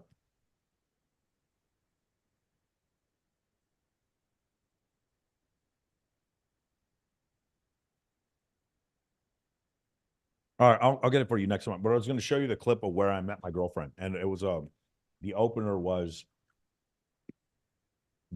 me just using my my phone. Wait, here it is. Yeah, I found it. Ready? The first moments I met my girlfriend. 3, 2, hold on. 3, 2, 1, Yeah, go. let's go. That's awesome. All right, we're leaving the bar. We're all going to the. That is how I met her. Don't give me any more of your fucking bullshit. Not you specifically. I don't want to hear any more of your fucking bullshit about, Michael, I don't know what opener to do. My opener was this. Gym right now. We're leaving and going to the gym. Listen, it's abs. You know what? Abs are for abstinence, and that's what we do. We all have abstinence here. That's what Swimsuit USA is about. That's all we're about. There you go. Did you start off talking about anything beforehand, or is No, I this didn't have how to. you? No, you Got turn it. the camera on and they perform. They just start to perform. Got it. Yeah, because someone like me who's starting off with like just super stifled to begin with, I thought it would like I'd look like an idiot just starting off trying to do this, even though I feel like this would really, really help me. No, bro, you are going to look like an idiot, because the problem is you're not going to be fully into it and give yourself, like, I am fully committed when I do that. You won't be the first time. Okay. I'm just going to tell you right now, you won't be. But I would still I know do I it. won't be. Yeah, I'm going to tell you, I bro, know. I know I have to. You will look and feel like an idiot, but you're going to get, once you fully commit to it, then it'll get better. Okay. Also, dude, they're way more likely to show more compliance to you than you showing like some 10 or doing some pickup line right off the bat, like, you know, what they do in pickup. So your success rate will actually be higher and you'll have more of a winner's effect by doing it that way. Got it. Awesome. Thank you, guys. Love it, man. Eric, what's your question? Back for more. So the other week I was hanging out with a bunch of friends, and one of my actual like best girlfriends, like, you know, teammate, she sees me, and this is a new necklace, and it just happened to be hanging out on my shirt like this. And all of a sudden, I don't know why, she just like gives me this look and says, "So what? You're a douchebag now?" I'm like, I beg your pardon. Where's that coming from? Just like, put your necklace back in your shirt. So anyway, I find that really weird. And Mike, what do you make of that? What do you make of It's that just attention. She's giving you attention to see if you'll give her back attention. It could mean something, but it might mean nothing. Because like she's whether or not when I meet a woman, whether or not she likes me is none of my business. And I personally don't care, because I'm going to make her like me. Can you elaborate? Yeah, like what happens is, if like when I get the basketball on the wing, the defense is there to stop me from scoring. Okay, but like it's my responsibility, no matter what the defense throws at me, for me to score. When when a girl is in front of me, it doesn't matter if she's a hired gun. I don't give a shit if she's a stripper and she's on a fucking outing, an industry outing. I don't give a damn if she's a tourist. I don't care what it is. As long as I have the ball in my hand and I'm in front of the defense, I'm going to score the ball. It's my responsibility. Okay. So when I meet a girl, the problem is, again, this is another pickup mindset. I need to see if the girl is interested. I don't have to see if the girl's interested. I'm going to make her interested because I know how to manufacture attraction. Okay. Second question. So the whole thing with having female friends and, some of them you want to sleep with, some of them you don't. We don't hit on them. I don't hit on them. But what if they want me, but they're too shy to approach because they're women and they're good. Eric, Like, you create amazing logistical situations. So Sally likes you. So you have a party that goes back, and the end of the party, or at the end of the night, it goes back to your place for like an after party. Yep. At the end of the night, you tell Sally, it's like, hey, Sally, I want to show you something like after everybody leaves, whatever. And then she has the ability to stay back. But everyone thinks Sally left when all the other girls left, but Sally stayed behind. But what if all girls know each other really well, and we live in like I live in a great neighborhood full of women, but if Sally's going to brag about your dick, then what's the problem? No problem there. There you go. Okay. Then that's it. I just want to make sure, because like they all usually leave together to walk each other home or whatever. Like, still hoping for that logistic situation like you're talking about. That would be ideal. Totally get it. It just hasn't happened yet, but maybe it's getting there, hopefully. So, okay. Thank you. Nice. Color me everything, Art. What's your question?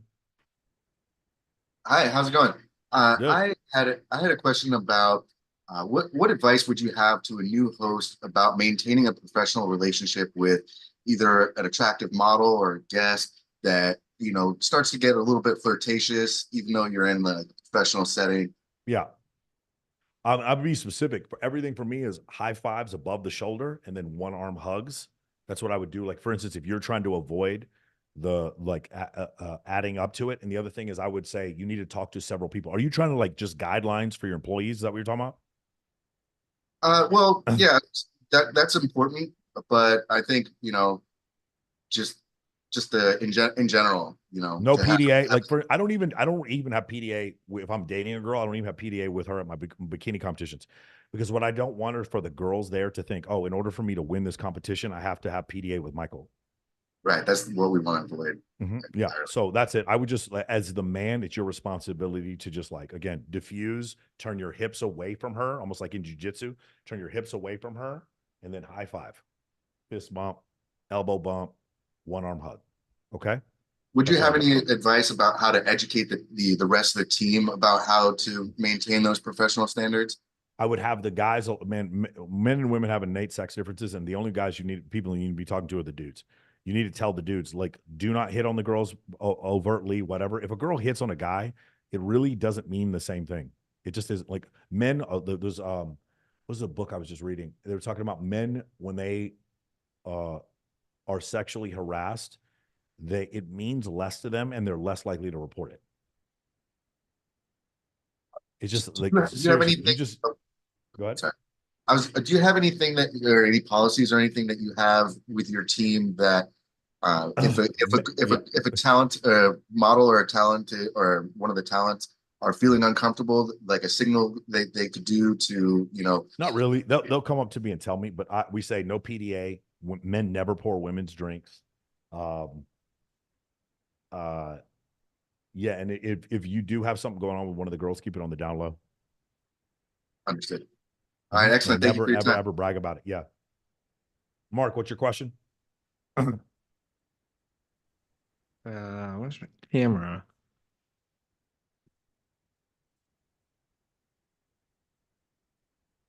I'm just wondering about the difference in time from when you completed the list, from when you finally come up with a unique event to invite women to, because obviously, like, the texts you sent before may disappear and so on. And some of these women might not remember that you offered them anything of value in the past, etc. So I finished the list back in the middle of March. Now I found the event I need in May. So of course they're gonna forget. I just charge it to the game. It doesn't. yeah. You just keep going. The only answer is abundance. The only possible answer, Mark, is abundance. This is start from the beginning with the list again and so on. Yeah. Have to improve your offer, improve your social media, meet girls in real life. Like, for instance, you have to think about girls as like almost like this monolith of status. Like the girls are like a circle. Like imagine the wagons round up the wagons to defend against the Raiders. Women are like a circle. If you can break into that circle by getting one of the girls in that circle to follow you, come to your events, you break into that status bubble, and then all the girls come. So that's why I'm saying you only need one. You only need one success, basically. Yes. We had an issue like Tristan and Tyler were trying to get all the girls to go back to the house, the Airbnb for an after party. And I told her, they were like, when do you want to go? And I said, the two of you need to convince Kindly. I was like, when Kindly goes to the after party, all the girls will go to the after party. Yeah. This time I'm finally getting to a local event to where I am rather than something far away. So. There again.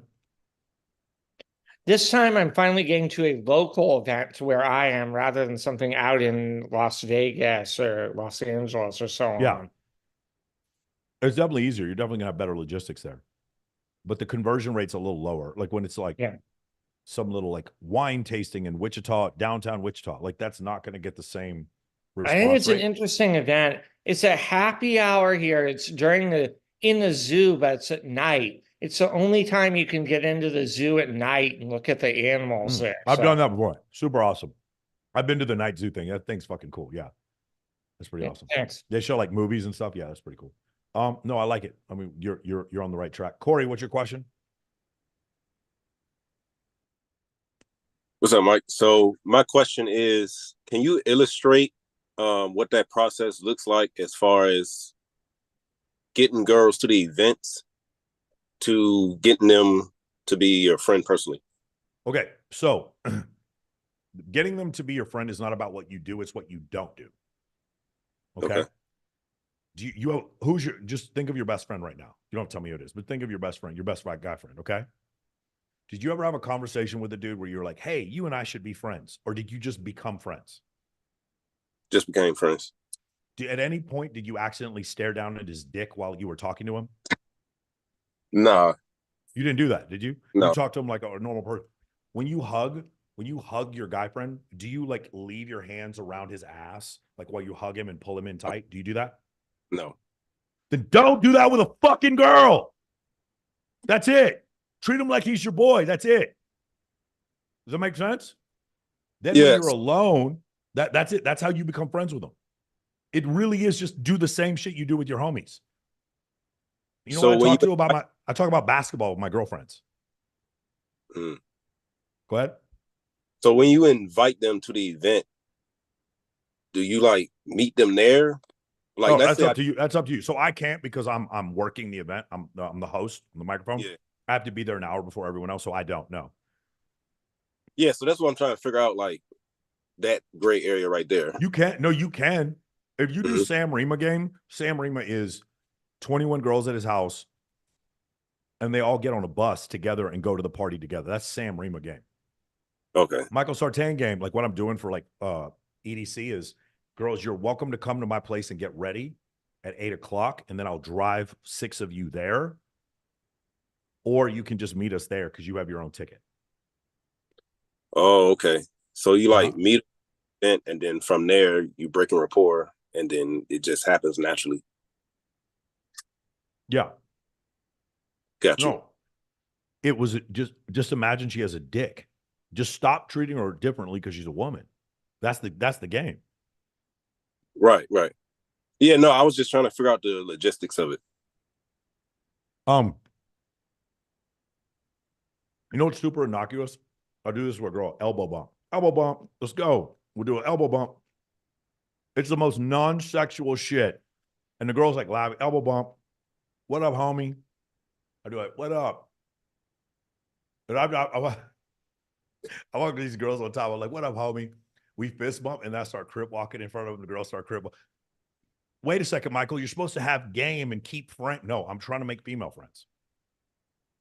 Right.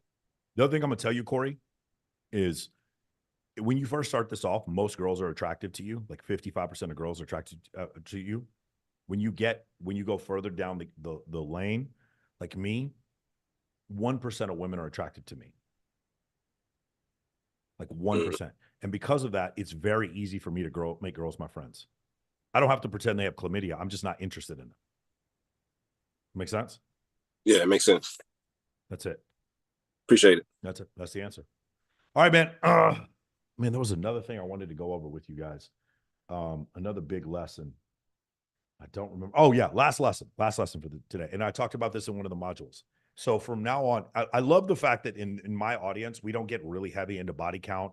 We're not super like judgmental of women. That's one thing you'll notice about my audience, the ethos of Men of Action. I don't recommend you marry a woman with a high body count, but you can be friends with them and have fun with them. It's discernment without judgment. But here's the thing I was going to tell you. You're never going to know if a girl slept with a lot of dudes. But one thing you can figure out is how susceptible she is to stimulus. So instead of looking at a girl based on how physically attractive she is, look at the level of stimulus she allows herself to receive. If you like, me and my girl, we would go through each other's phones. I don't care if she goes through my phone. She can go through I go through hers, whatever. And I would look and I would see these dudes messaging her and she just wouldn't message back. She was not susceptible to stimulus.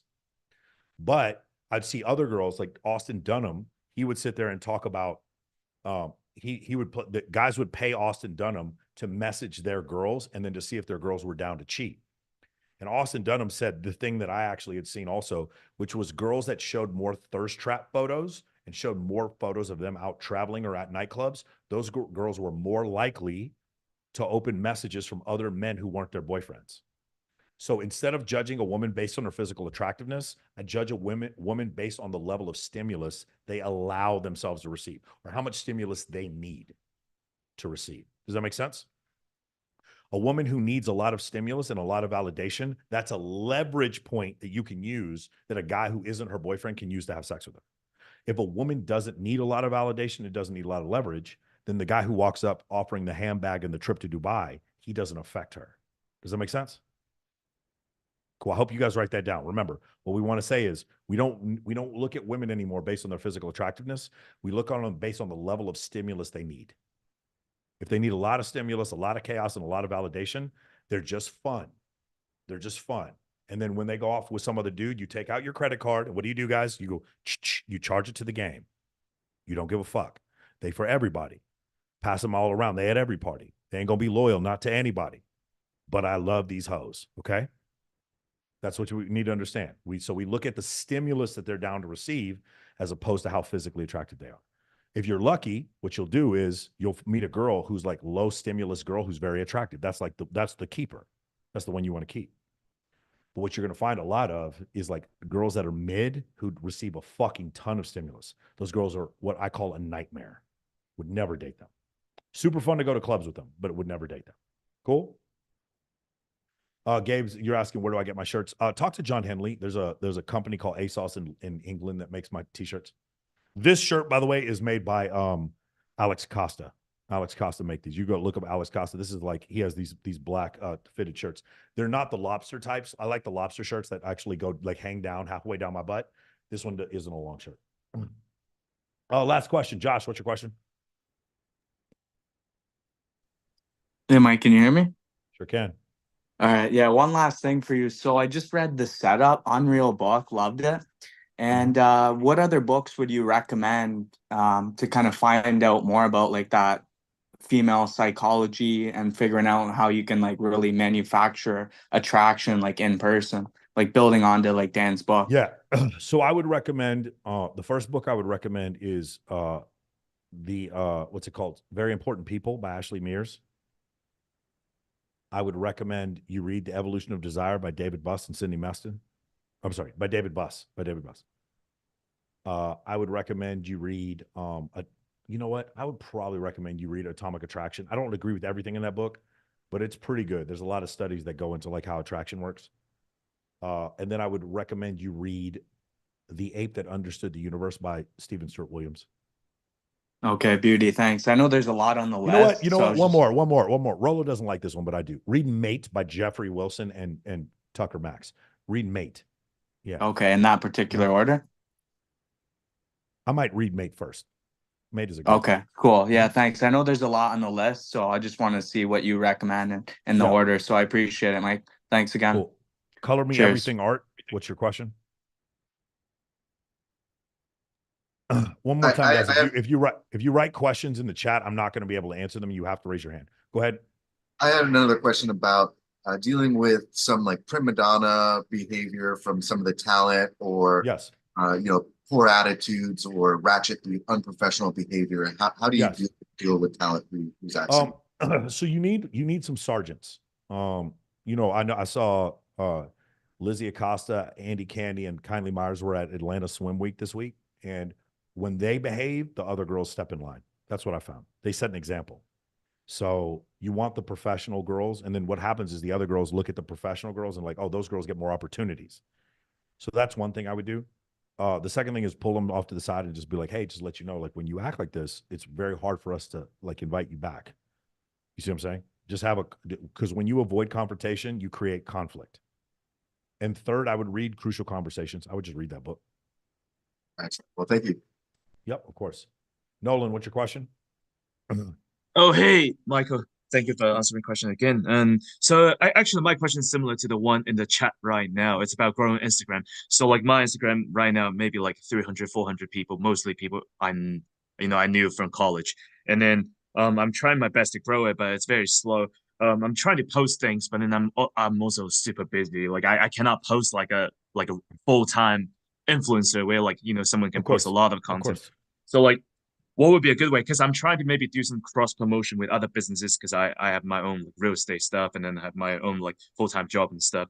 So what would be your advice on getting through that initial hump? Once it gets to a certain point, you can grow much easier, faster. Snowball effect. No, it's hard to grow on Instagram no matter what you do now, especially if you're a dude. And I really don't care how many followers you have. I just want your IG to look good. And also there needs to be some videos on you so the girl knows that you're not catfishing. A video of you like surfing is incredible because they can see you without your shirt on and it looks like you're not catfishing.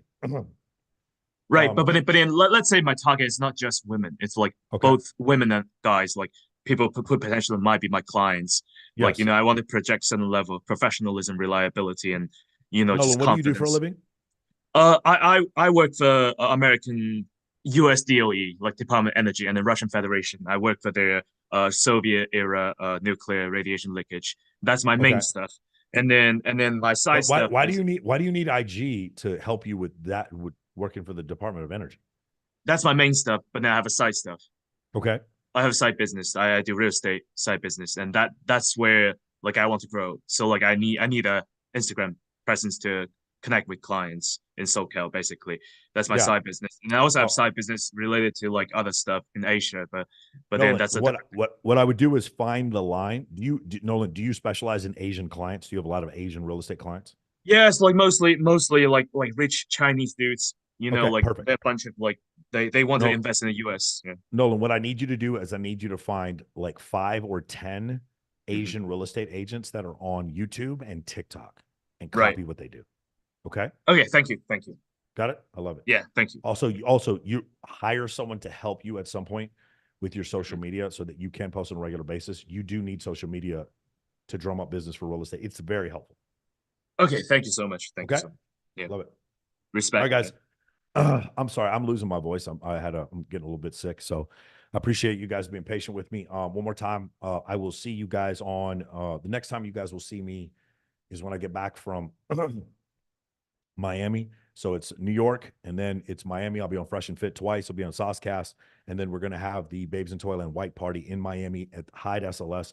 If you guys want tickets to that, go to babesintoylandcharity.com. You guys can do that. For the rest of you guys, I want to make sure that you're all fully aware of this. If you want to go right now, and I promise you won't regret it.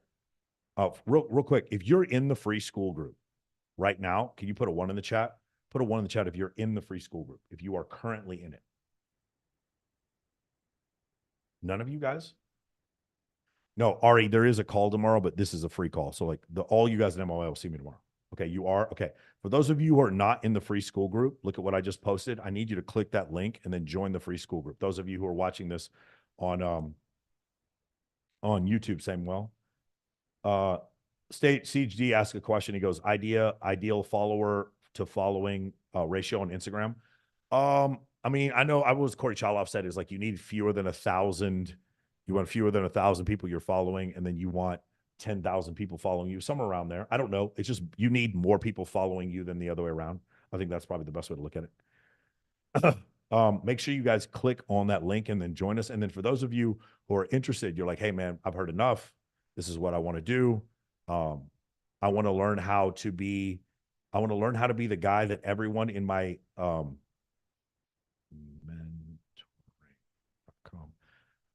Wow, okay.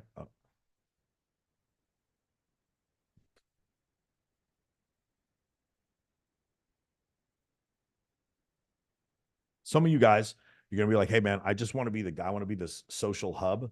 I want to be the guy in my group that everyone finds their girlfriend through. I want to be the guy in my group that everyone finds their boyfriend through. Everyone in my group finds their job through. I want to be the guy in my group that everyone figures out what their book recommendations are, movie recommendations are, TV recommendations are, restaurant recommendations are. I want to be the guy in my group who sets up all the events. I want to be the guy in my group who is the one who finds other people's sponsors, vendors, etc. I want to be that guy. I want to be the social hub. I want to be someone who can replace my girlfriend, my money, my girlfriend, my job, and my social circle in 15 minutes. I want to be that hooked up where I can do that. If that's what you're interested in, click that link right there for MOA Mentoring. Join us. Guys, set up a call, figure out what it's about. We try to add a ton of value. I mean, it's like another 11 hours per week of content we add. There's thousands of hours of content, but the course is not that long. You guys can get through it pretty easily. Within 45 days, we're going to change your social media. We're going to change your life. I'm sorry, within 25 days, we're actually going to change significantly the level of success that you have. So if you guys are interested in that, make sure you check that out. And yeah, that's good. I will see you guys. Thank you, man. I appreciate those of you who are in MOA. I know a lot of guys who are in MOA who are in this call right now. For those of you who are in Men of Action, I will see you guys